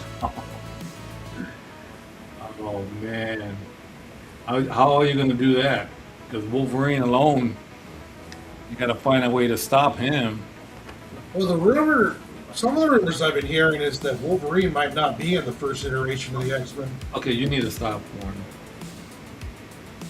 You need to stop. Come on, man. Don't say that. You already did. Damn it. Oh, I mean, come on. X-Men and you got no Wolverine? Well, I mean, Wolverine wasn't in the first team of X-Men in the comics, so I can kind of see them wanting to start with like the core team. You better give him his own individual movie then. I heard this one guy talking on a show. He had the most brilliant idea: was do a Wolverine TV series.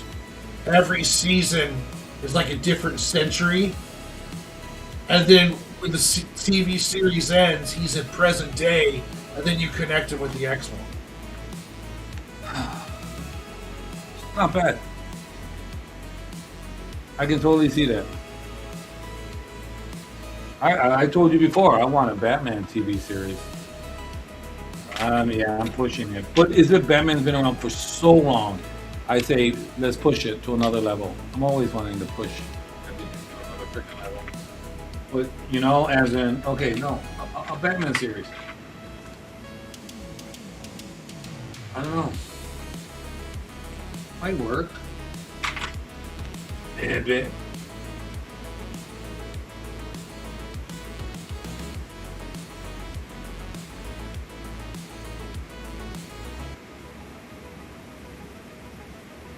They got to do something because they can't continue doing this member series. These guys are getting up there in age too, you know. Yeah, I don't care how fit and good they look.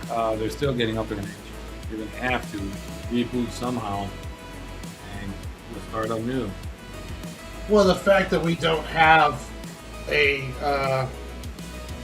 Batman yet in the new James Gunn universe is kind of stupid. You got that right, man. The Trinity.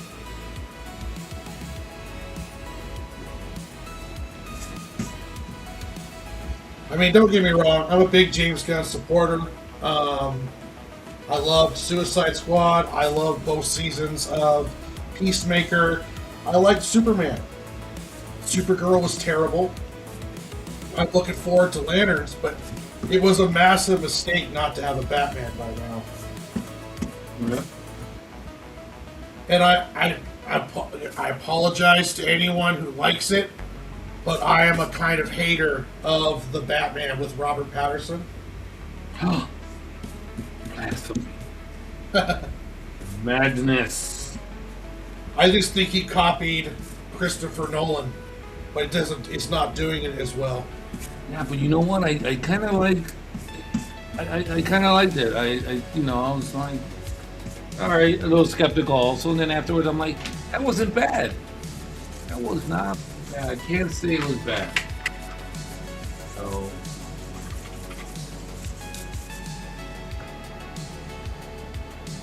Yeah, to me, he just copied Christopher Nolan. He's a bootlegger.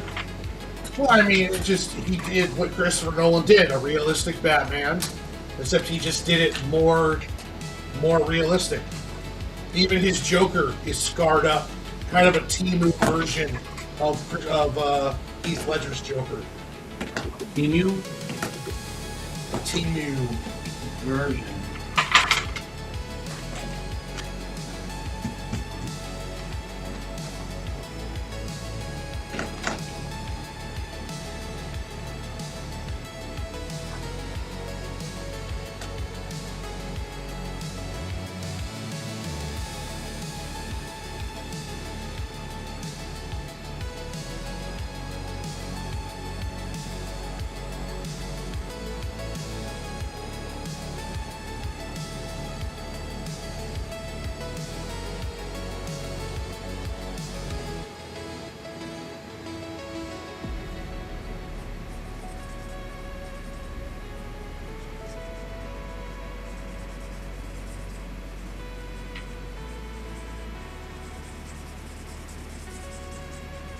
I don't know. I'm just tired of seeing realistic Batman.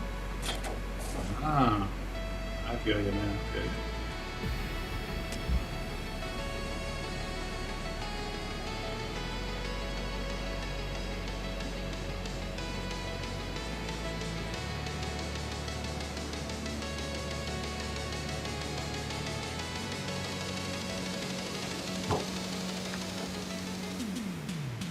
The Clayface looks promising, though.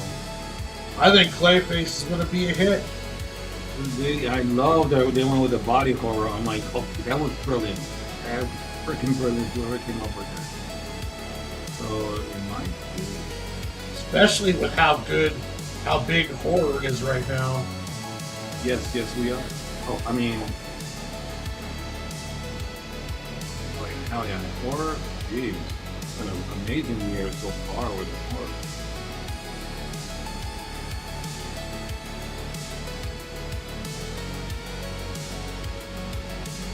I tell you what, if you get any more commissions, there you go, commission. Hey, what's up, Shibby? I checked out your video on your OC. Your story sounds interesting.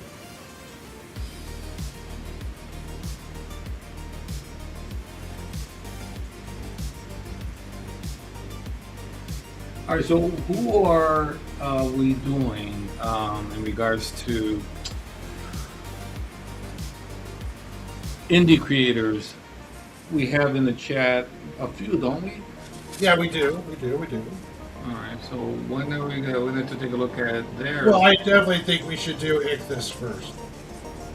No, definitely. Then they go Massive. Does Massive have something? I think he did. I would love to draw one of Massive's characters. He just has to be able to get a hold of us. Yep. You hear that, Massive? Like you're gonna have to figure out a way to like email us, like something showing us like your book, Yep. or some of your character designs, and we'll draw. But if you want to wait, Massive, until you're closer to launching your when you get everything done and fixed, when you launch, we can draw your characters and talk about your book. It's just we have to be able to you have to be able to get a hold of us. Yep. Get hold of us.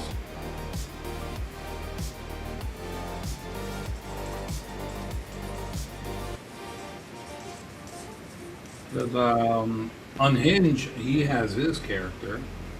Oh, that's right. Unhinged, we can get his character. Yeah, I wanna draw his frog. Very unique how he draws them. I'm like, wow, I like it.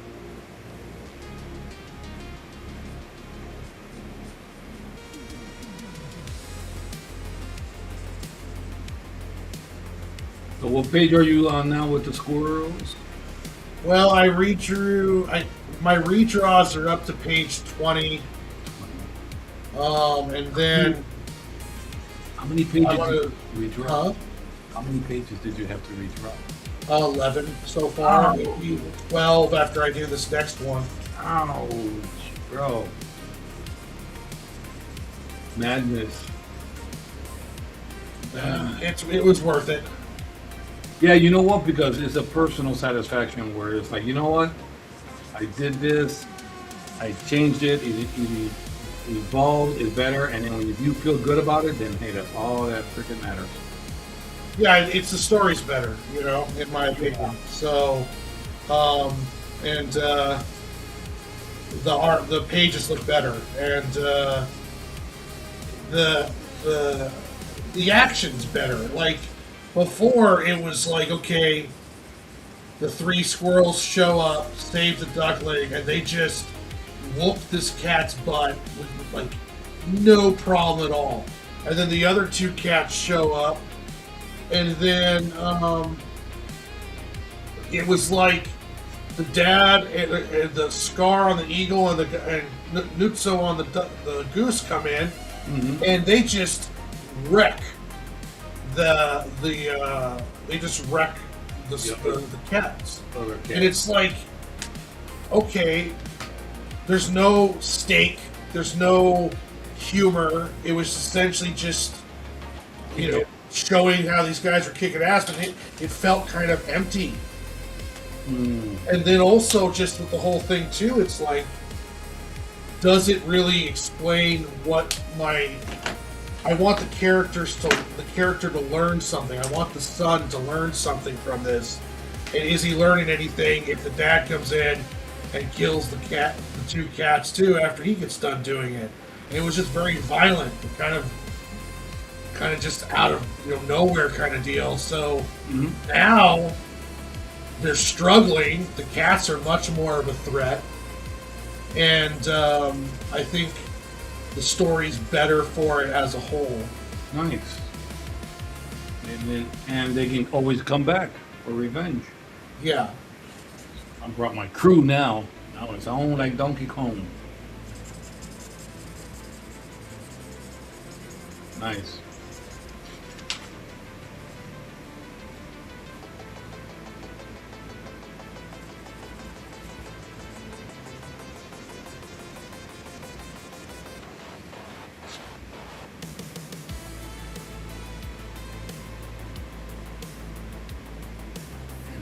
Eraser sticky ass.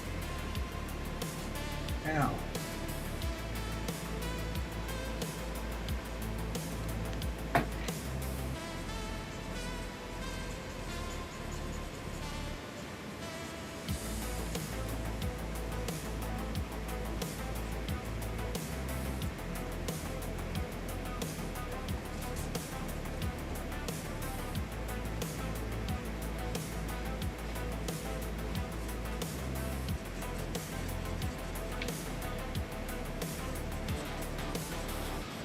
So don't tell these other Pokemon fans about Mewtwo, okay? About what? About Mewtwo here, Mewtwo, Mew. Oh, you too? Don't tell them anything. However, if somebody wants one, let me know.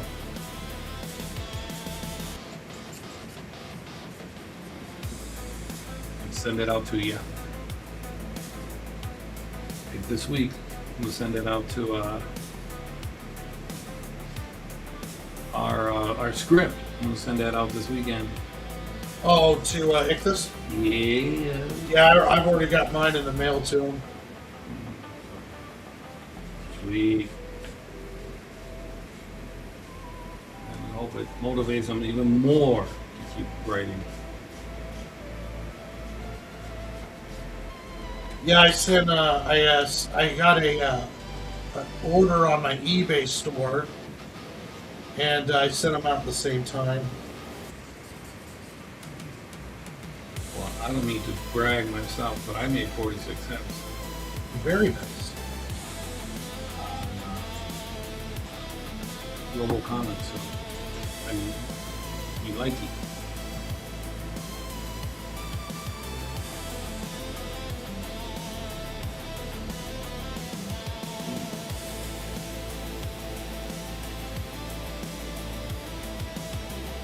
This dang needed a razor. Really, that's sticky. Yuck. No art competition, Shimmy. We are just. Fantastic. I got a commission to do some Pokemon, so we decided to draw Pokemon. Pokemon kind of a day.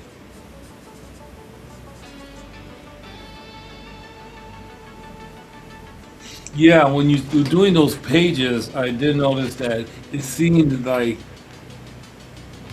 the flow was much better. Yeah. Yeah, and it was like, okay, I can see that. And it's always good, that they can always come back and be like, okay, revenge time, kick Warren's ass. I mean, Squirrels. And yeah, so I like that. So I got to go now through all of my pages, and already I'm in page 1, and I'm like, like I could have did like could have done that and could have should have whatever. I'm like, no, you can't do that. You're done. It might change a few things. So, but that's gonna be for the next couple of weeks, like look at every page every day and. Hopefully. That is one of the hard things because you always go back to these pages and like looking at Singing Joe issue 1 makes me cringe sometimes. Yeah. You're like, man, right? Shoulda, woulda. Should have done this.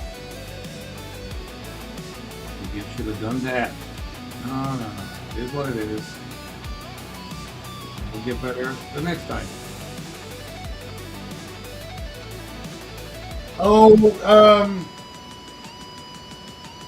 Sometimes I use a ruler. Well, I rarely use a ruler, but just a lot of practice, Shibby, to be honest with you.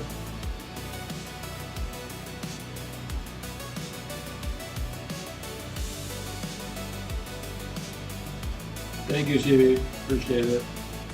Yeah, thank you very much. Yeah, just it's a lot of practice. Jimmy, I bought a ruler just a little while ago now, and absolutely love it.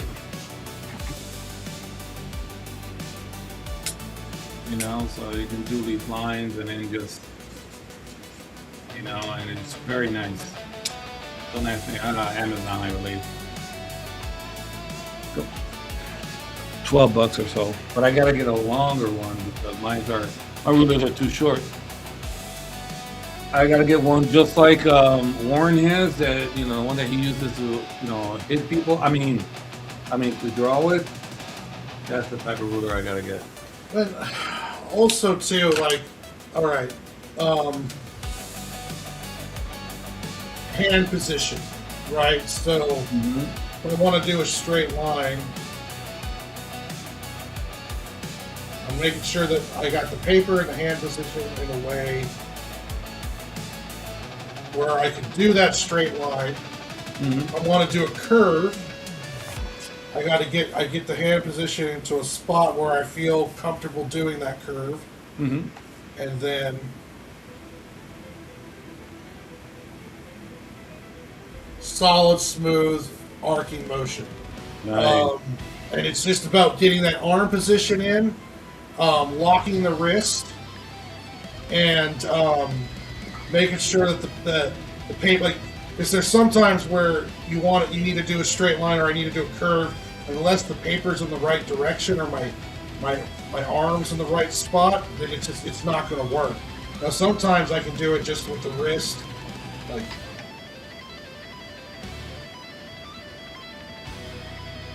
Nice.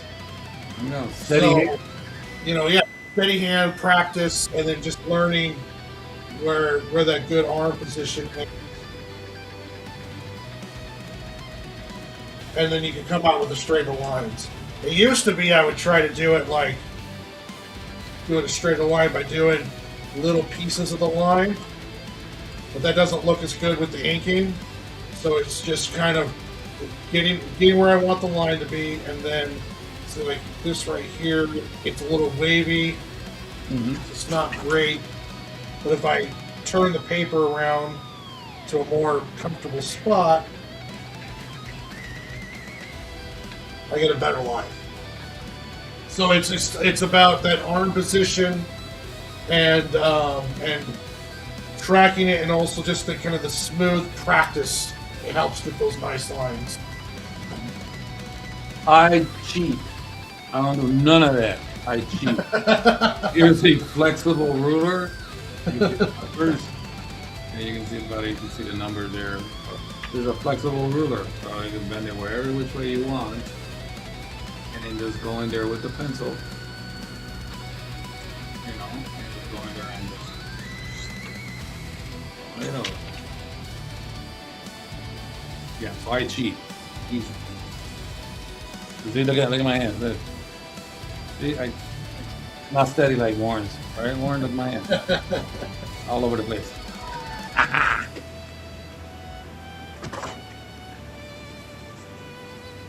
A lot of that came from tattooing. Also, I used to tattoo. I know that's insane, man. That is madness right there. That's cooking, man. Now I have done a few tattoos out there that people are walking around with my design. Yes, but I need to get in there and no.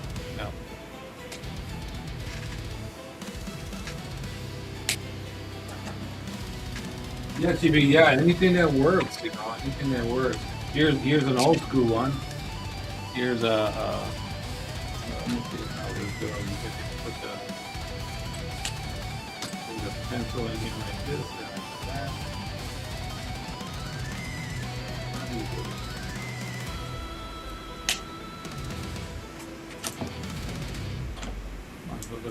Was it with the pencil there? Warren, how does this work? I forget. Warren. Oh yeah, you gotta put. Okay, you're putting the pencil. You're doing it right. Put the pencil in there, and you make sure that the pencil is at the same length as the Sharpie part. Yeah, it's close. There you go. Yeah, there's two legs there. There you go.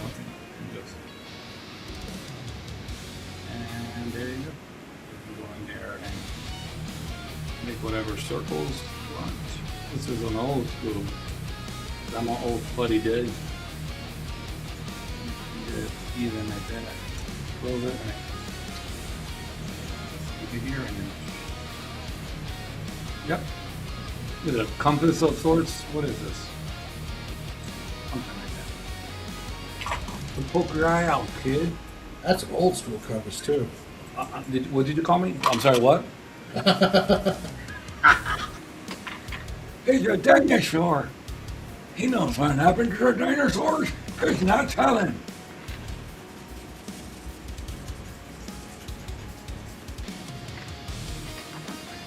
Yeah, man, I can't go into Michael's or Hobby Lobby. Oh man, that's like that's our playground. Right there. Oh yeah. Oh, then they got all these cool like superheroes, and then you can, on frames, and I'm like, I want to get all of these. I can't. Like, I want them all. I'm like, oh, Hobby Lobby. That's awesome, bro. Now, what's his name? Hold on. It is Vicavolt. Who the what? Vicavolt. Yeah, I don't know the name. There's so many.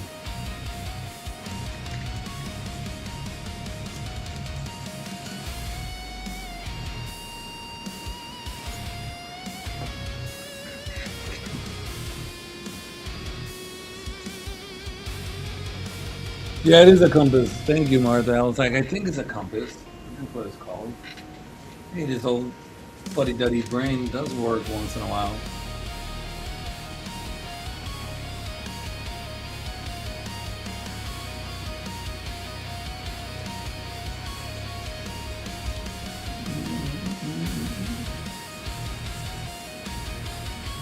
So, let's see. So, trying to figure out what I'm going to do for next weekend, next Sunday.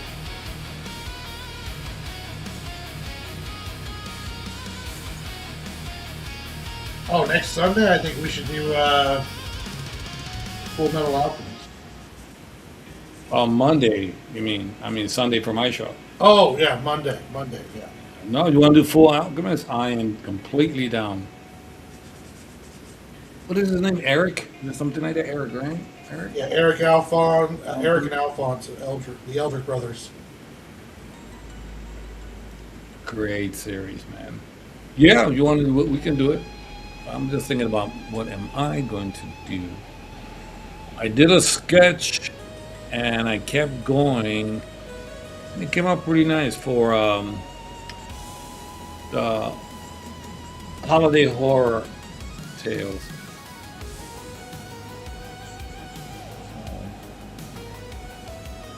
I might do 7x10s Ooh, and do one of a couple characters, 7x10. or I might do a big. I would like to do like the homunculuses, um, lust, greed, all those. I also like Mustang too. Colonel Mustang is awesome. Yeah, I like his ability.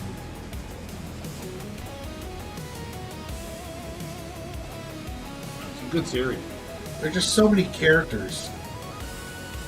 Oh, here you go. Inuasa. Oh, and you, yeah, That one was a fun series too. Cowboy Bebop. Okay, there you go. Cowboy Bebop. Astro Boy. Well, yeah. Oh, but he's got to be completely mech. Ooh, half human and the other half mech. Whoa. Put it on the list, buddy.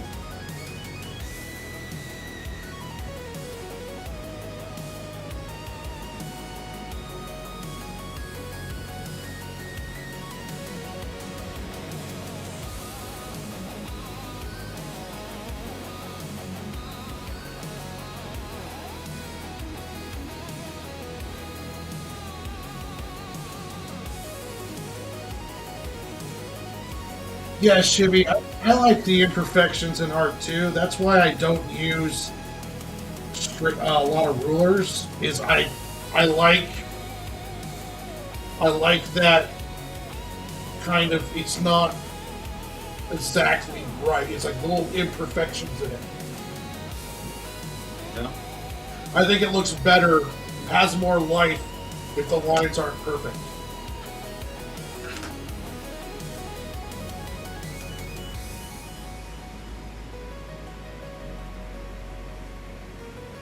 Yeah, so I kind of made that the rule for the holiday horror tales is that all black and white, no color at all, so and no rulers. Yeah. So I was like, okay, wow. So like, I rely on these steady hands.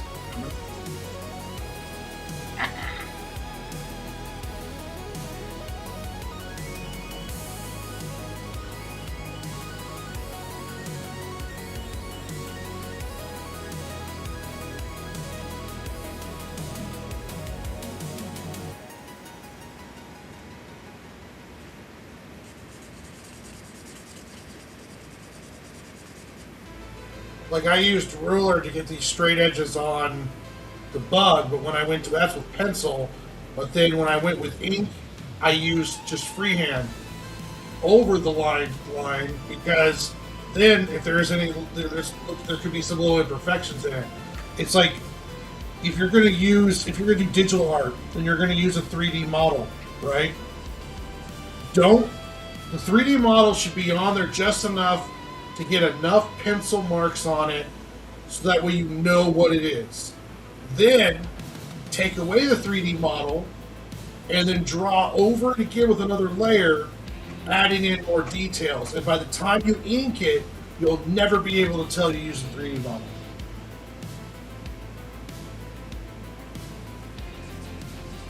Yeah, I'm not against 3D models at all. I mean, you use whatever works for you. Yeah, yeah. If you want to use 3D models, it's all good. Just use them in a way that people can't tell you're using 3D models. So it doesn't look stale or stand out. And one way to do that is by drawing over them,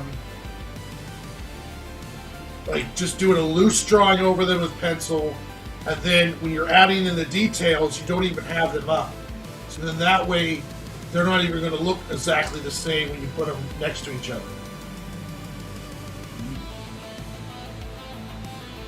If you rely too much on them, then people are going to tell you're using it and your drawings can look stale. In my opinion. Make it your own.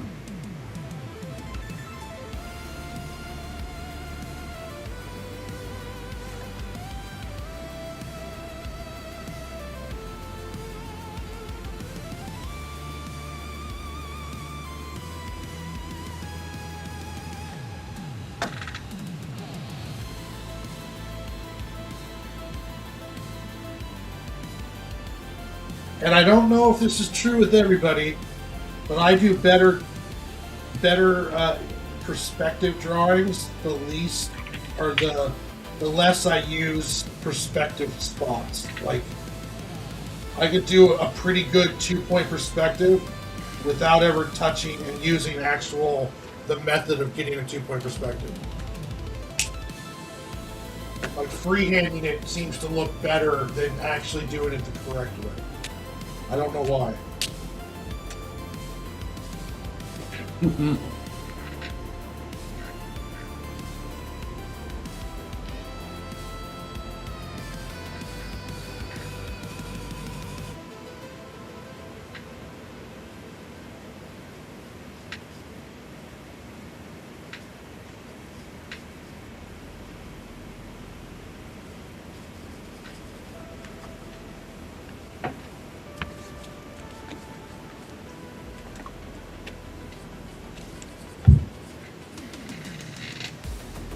What number is that one? Number 2. You want to do all 3 tonight? No. I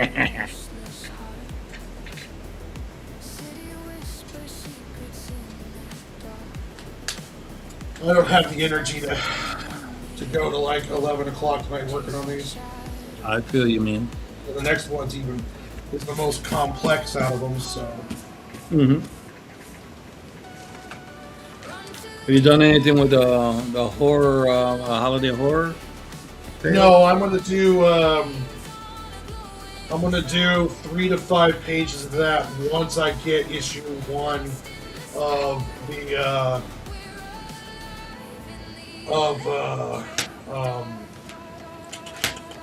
God bless it. Yeah, the squirrel.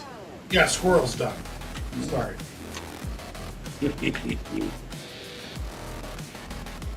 Yeah, I was sketching. Like I said, I started sketching, so I'm like, oh, okay, I kind of know what he's going to be doing here. So it's kind of a typical running pose, you know? Yeah. And it just kept going, you know, just, you know how those sketches are. You start off and then you're like, okay, more detail, more detail. And like, came out quite nice. Yeah, so I'll probably start working. I'm on page 2. Okay. Yeah, so I think I finished it and it started page 3. However, I can't stop thinking about page 2. I didn't like how it turned out. So you know how it is. I go back. I'm like, okay, I gotta go back. Yeah, I know definitely how that is. Yeah, because you went right through. I know exactly what you're talking about. It's contagious. It's all your fault. You're like, look at that page. No, me no like. All right, gotta go back in there and change it. So you need to stop there, bro. Okay, because it's affecting me in my life, you know. And well, yeah, that's what I'm doing too. I'm like, this weekend, I'm like, you gotta look at you. I didn't care about that. Let me get started again. Not even. I can use it as a sketch, you know, just lighten it up. Yeah. And then do it on another layer, and then Okay. But oh man, I love it. I love it. It's like oh, I can't wait. Did you have how you got Santa's in it, right? There's, Yeah, Santa's the hero of this one. have you done any drawings of them? Yes, I have. Nice, nice. I've got everything pretty much ready. I've got the Santa drawn, the character sheets. I got pretty much everything ready to go. I even have it scripted and roughed out. I just need to start on it. I kind of gave a sneak preview to those who were watching me about a couple of weeks ago. I'm like, okay, you guys are watching, you guys are here with me? Yeah, okay, you guys get to see a sneak preview, and I kind of showed them some pictures. Yeah, people are gonna get to watch. When I draw those 5 pages, I'm gonna do all that live. Now, you know what? That one, yeah, I wanted to keep my chapter with my Reaper a little bit more private. But Yeah. that one, most definitely, we can do just, like, and we should do a couple streams. Oh yeah, I'm down. I'm down. Yeah, me too. I just got like weapons, locations.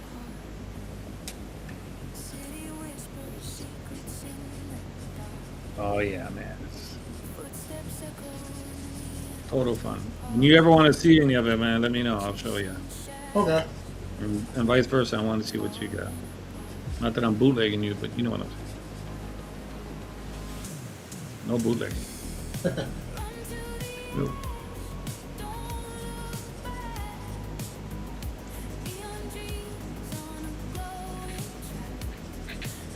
Do you get sometimes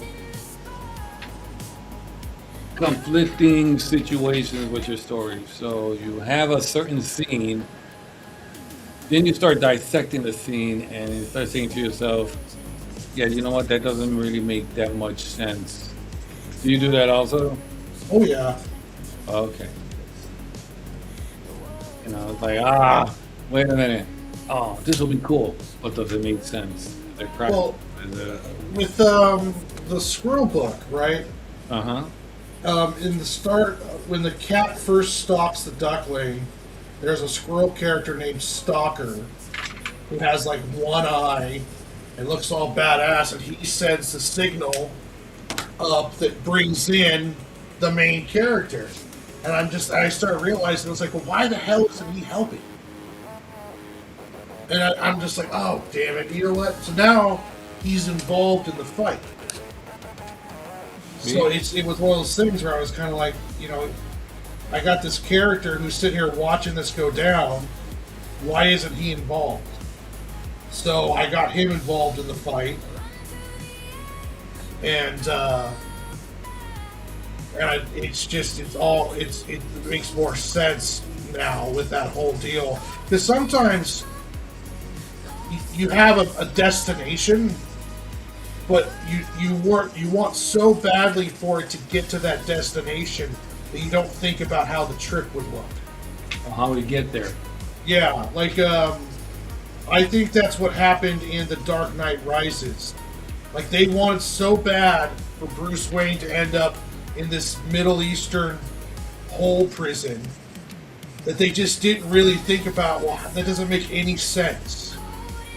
So Bane breaks his back in Gotham, loads him onto an airplane, flies to this Middle Eastern prison, probably 14 hours away, gets him down into it, just so happens has cable, Gotham local news, and it kind of took me out of the whole movie. I'm just like, this doesn't make any damn sense at all. Why is this happening?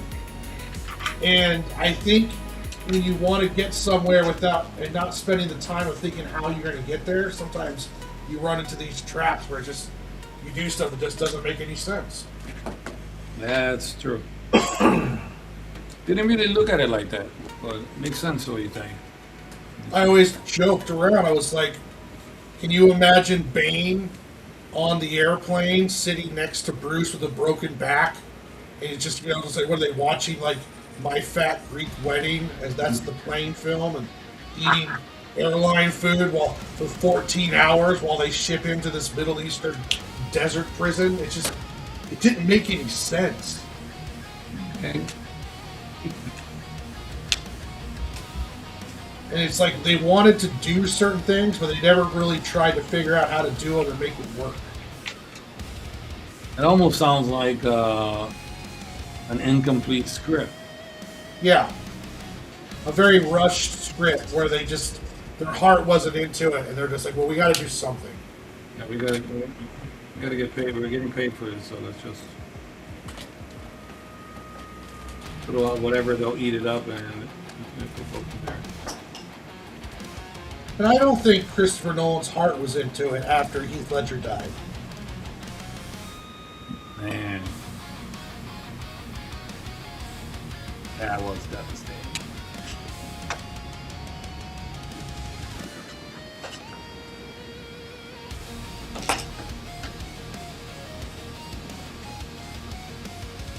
Yeah, I might have to agree with you, Panda. It's not one of my favorites. The Dark Knight Rises.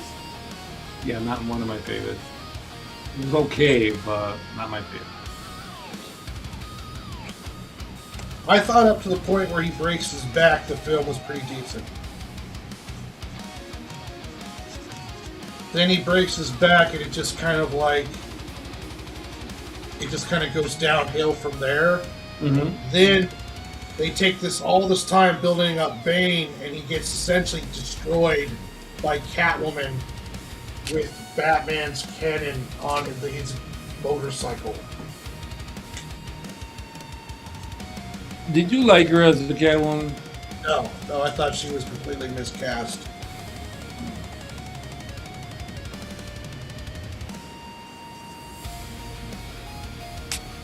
Yeah, she was. I don't know. It was uneventful for me with her. She was just like meh, you know. Yeah. Yeah, just like meh. Yeah, no. I love seeing man behind the scenes in that when they show Michelle Pfeiffer when she was with the whip, and she did all that in one take. When she was those mannequins and she was whipping that and cutting off their heads. Oh damn! Really? Yeah, they showed it and then she did it in one take. Everybody was quiet and shocked, like she did it all in one take, and then walked away, or used the whip like a jump rope and then start running away with it. And wow, they started clapping and going crazy. It was like, oh crap! She did that in one take. I really liked Kravitz in the Batman as Catwoman. Yeah, you've told me that before. Kravitz, yeah. I can't get her first name either, so. Yeah,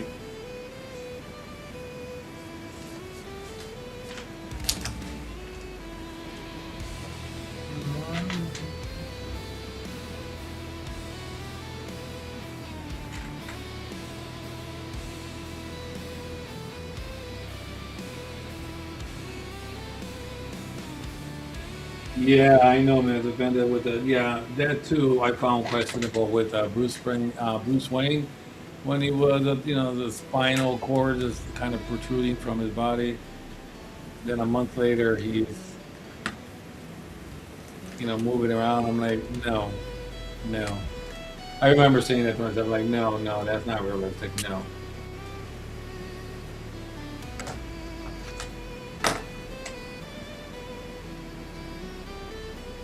But I keep hearing things about Snyder, man. He keeps posting pictures.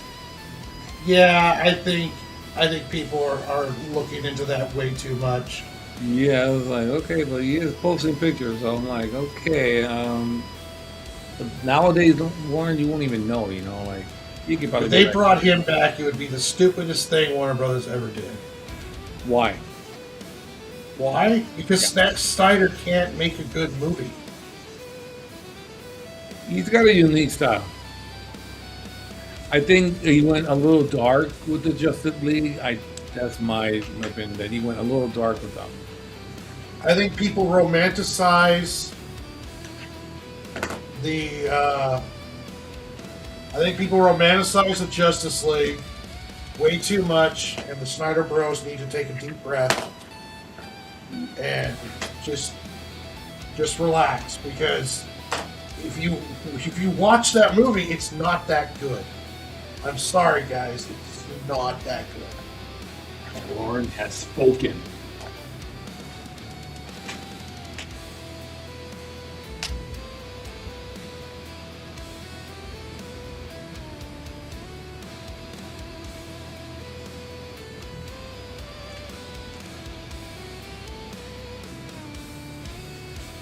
People treat it like it was just the greatest thing ever, and it's like, no. The only reason why Snyder movies made as much money as they did is because they came out during the Marvel boom, where every comic book movie was doing good, big money. And even then, they were trash.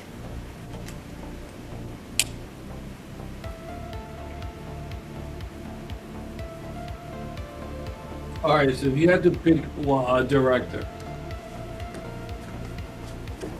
what would it be For what? to do a Justice League movie? Honestly, Tim Burton? no.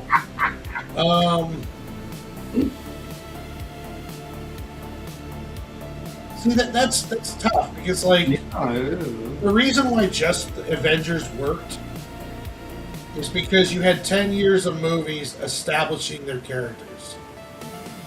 So individual movies. yeah, individual movies. You had an Iron Man, Captain America movie. You had a Thor movie, and those movies all had characters showing up. Scarlet Witch, or not Scarlet Witch, but Black Widow showed up in Iron Man 2. Hawkeye showed up in Thor. Captain America had his movie. Iron Man had, I think, 2 movies before the Avengers came out. You established these characters. Mm-hmm. So to say like who would direct a good Justice League movie, I think it'd be more along the lines of like who would do like. I think you'd have to organize the Trinity first. Like you'd have to have a Superman, a Batman, and a Wonder Woman movie. Then in those movies have sequel. Each of those movies have a sequel. And in those sequels, you start introducing other Justice League characters, like, have Aquaman show up in a movie, have Cyborg show up, and all of that stuff starts connecting more and more together, and then you worry about bringing them together for the big joint project, something they can't ignore, Mm-hmm. Everything should come off of the base of the Trinity.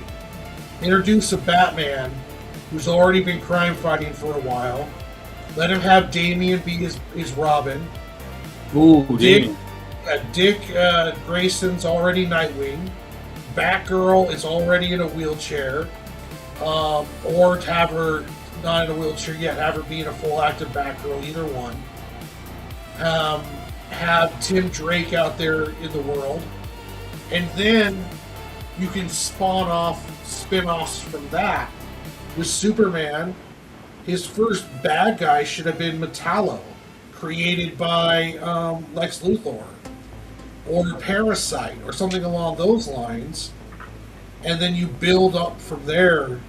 Not everything doesn't have to be an end-of-the-world deal, and you can't you can't introduce Batman in a Superman movie and then introduce Wonder Woman, Lex Luthor, Batman, and use Doomsday in a Superman movie and make it work, Mm-hmm. Zack Snyder was trying to do like much. 10 years worth of storyline into like 3 or 4 movies. Not even counting the fact that it's like you had Superman breaking people's fucking necks, and you had Batman had a kill was looking like John Wick in the start of Batman v Superman.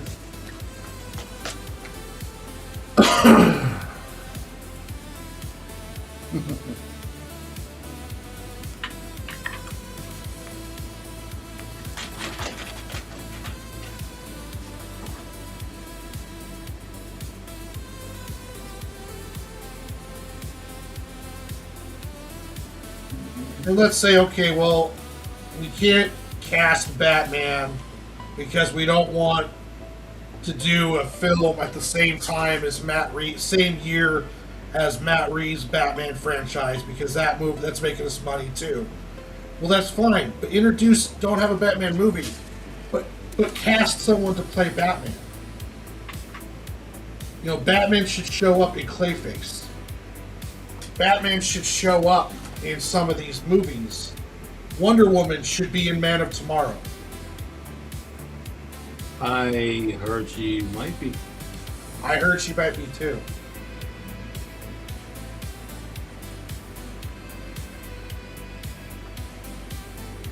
I'm just upset that now that Marvel is not doing as well, DC, you're dropping the ball. This is your opportunity right now to step up.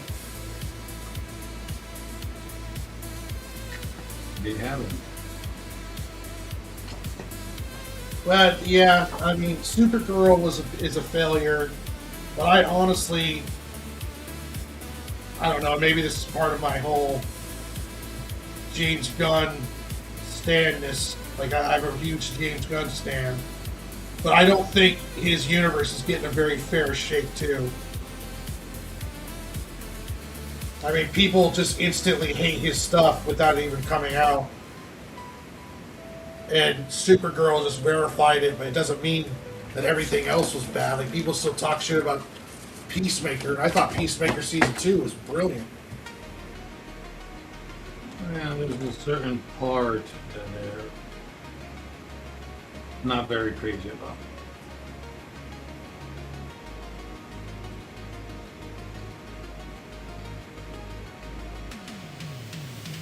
Yeah, exactly, Massive Band. And you need to have some weight behind it, some build up. You just can't go straight into a Justice League movie and without at least half of the Justice League already kind of out there and with some weight to them. Well, they did fantastically building up Thanos. I mean, you're talking years. Little cameos here and there. Yeah, like every movie was about a different Infinity Stone, Yeah. and everything was building up for Thanos. They spent 10 years building up to reveal Thanos. And I remember I was reading where Kevin Feige was like, well, Thanos was only in a couple projects, and he had just as much or Doom has as much build up as this Thanos. And I was like, that's bullshit. Yeah, That's complete bullshit, man. Thanos was built up for the whole 10 years in one form or the other. You guys just threw Doom in there because your Kang actor got accused of beating up his girlfriend. I mean, it's ridiculous. It's just ridiculous. I mean, I think it's going to make his money, but I don't think it's going to be anywhere near Spider-Man or Odyssey. I think it's a $2 billion movie.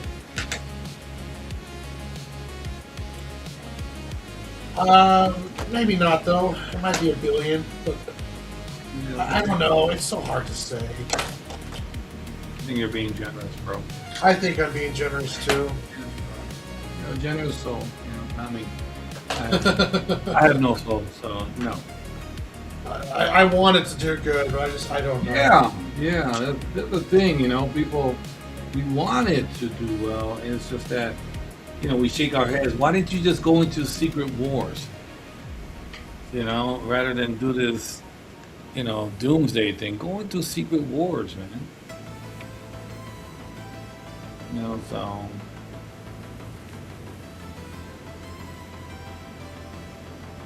not sure why they did that. So I'm like, Disney has these really extreme knee-jerk reactions to stuff like when Johnny Depp was accused of stuff by Amber Heard. mhm. Even before they knew it was true or not, he was stripped of every franchise he was working on. Like Disney won't even bring him back for Captain Jack Sparrow when he defined that character. So this when Jonathan Majors got in trouble, they weren't going to wait to find out if it was real. They weren't going to wait to find out if he was innocent. They weren't going to wait for any of that stuff. They instantly, not only did they fire him, but they also completely wrote off his character. Like all of the Kang stuff, all of the stuff that was being built up by Kang, all of that stuff got shit canned when Jonathan Majors got in trouble. Yep. Yeah, that was sad. I'm not a big Kang,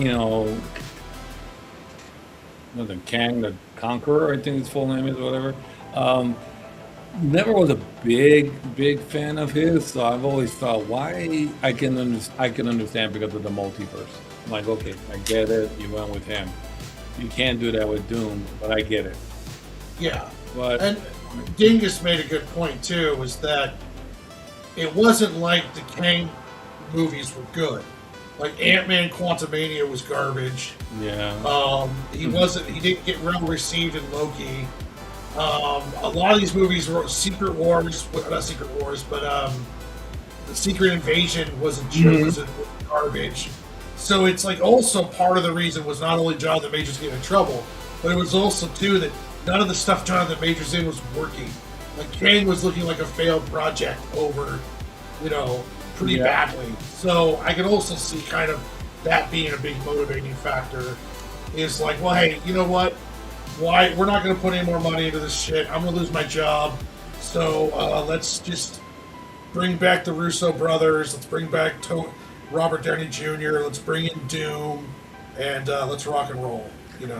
this is what I thought long time ago. Okay, when they did Iron Man 1, okay, and when they did Iron Man 1 in the end credits, they could have put, show Latveria, the castle, and then don't show Doom exactly, but him monitoring him, and then, just maybe a little part of his hand, with the metal. Um, Yeah, Something like that. I'm like, oh, if they would have done that too. And then every movie, just a little glimpse of them, just like they did with Thanos. The same thing. Then you got two of them. And after Thanos is done, boom. And just throwing him as an original character, not Robert Downey. And I'm like, oh, no. This is Doom. God, one of the best villains you have, Marvel. And you really didn't build him up. yeah, and part of that was because they didn't know they were going to be doing this. So it's Yeah. like you couldn't build them up because, it's like we can't really build them up because we didn't really realize just how bad all this was going to go. That's true. Well, it would have been nice, man, if they would have thought ahead. Hey, let's not do only Donald. They're throwing Doom. Just Oh all yeah, in oh the yeah, background, just little hints of him here and there. Even in the Fantastic Four, they had an opportunity. they did show La Taverna in Fantastic Four. Yeah, but that's about it. Just show somebody in an armor. Like I think just wasted opportunities. They're seeing the small picture rather than the big. Well, the big picture, but not the big picture, right? Because after Thanos, what do you have? Well, you could have set up Doom for years. Then he comes. Yeah, I mean, it's like, oh, and even what phase is the one that sucks? Phase 4? Phase 4, I believe, was post Endgame. Okay, so it's like, oh man, this is now an opportunity for the past couple of years um, to build up, Doctor Doom, and every movie that they have done, what the Marvels, whatever, Miss Marvel, yeah, just all these opportunities. But I love Doom, and it's what a tragic story with him, and they just threw him there around when they announced it, and Robert Downey Jr. took off his mask. I'm like, no. I mean, part of me was like, no. I understand what you're doing. No. Why would you? It's like, stop that. Stop that, Marvel. I'm just like, stop it. Stop it. Well, it's like, I'm like, okay, I think I know where you're going, but no, he doesn't have to come back. No. Honestly, he's in a mask. Unless they take it off a lot, and they're probably going. I don't think they are. From some of the rumors I heard, he doesn't even take his mask off until Secret Wars. Okay, then you know what? Then that's good. Okay, man. Why? Because then anything ever happens, you can always switch him out as a character. And then like Judge Dredd, always with that helmet on, you can switch him out with another actor.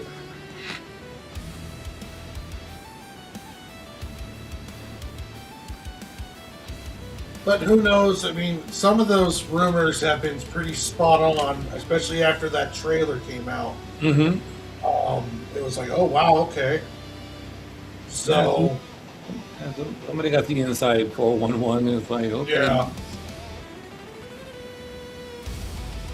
All right, I'm gonna stop messing with this one. It's pretty much done. Nice. So 2 of them down. Yeah. Well.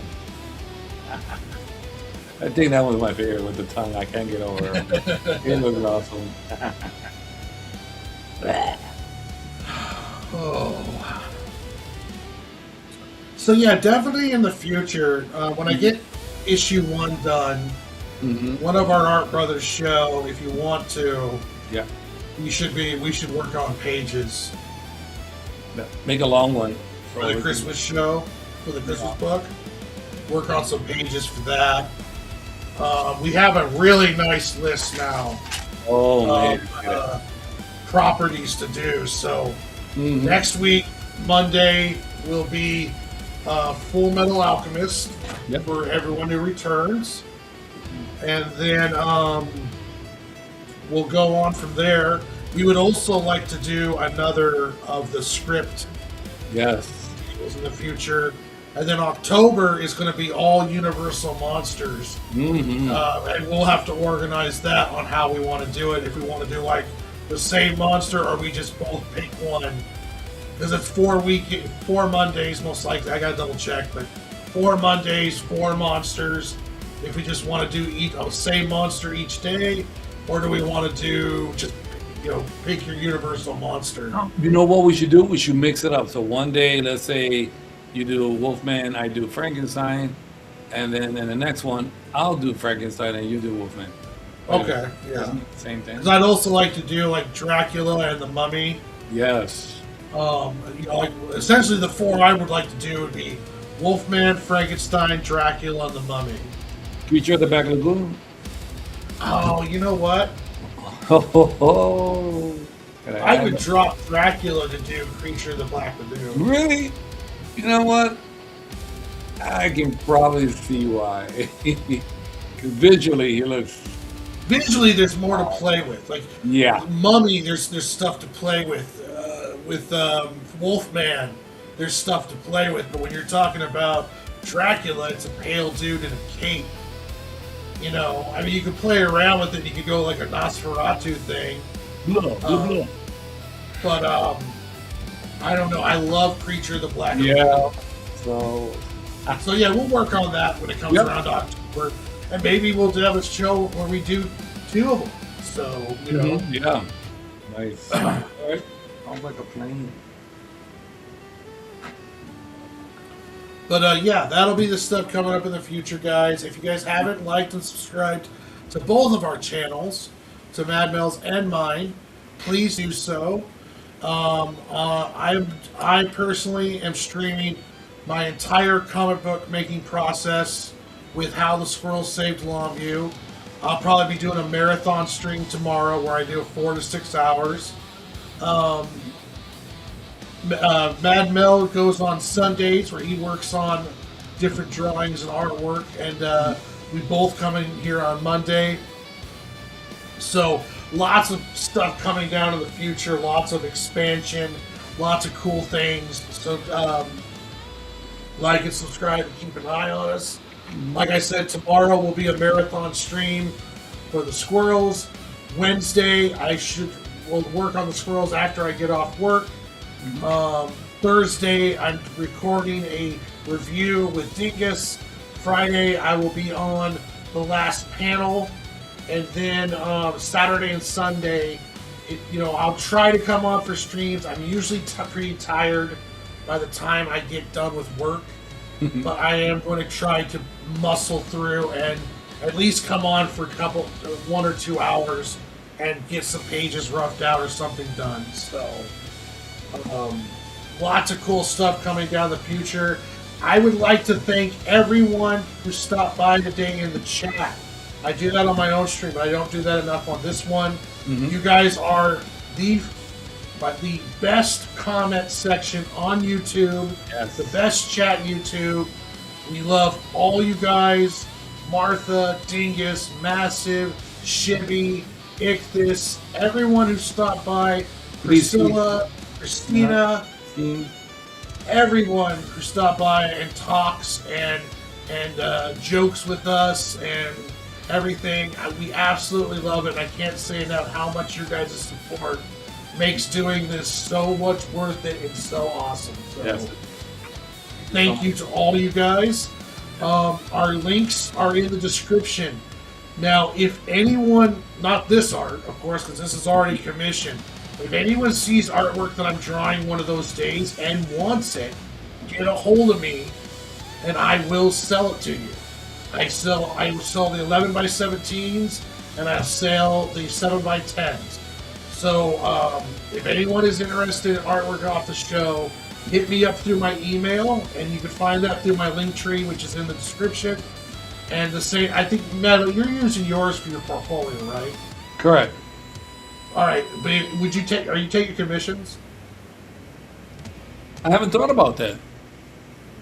Not a bad idea. If you want us to draw you stuff, put down suggestions. Yeah. Also, too, if you guys want us to draw something in particular one of these Mondays, put it in the comment section of the video. It helps boost the video, and also we love to hear your guys' ideas if you want us to draw something in particular. We do mashups. We can do theme stuff. Anime, all that kind of stuff. So just hit us up in the comment section if you guys want us to draw anything in particular. But as always, did you want to say anything, sir? Or Good night. as always, my friends, be good, stay safe, and God bless.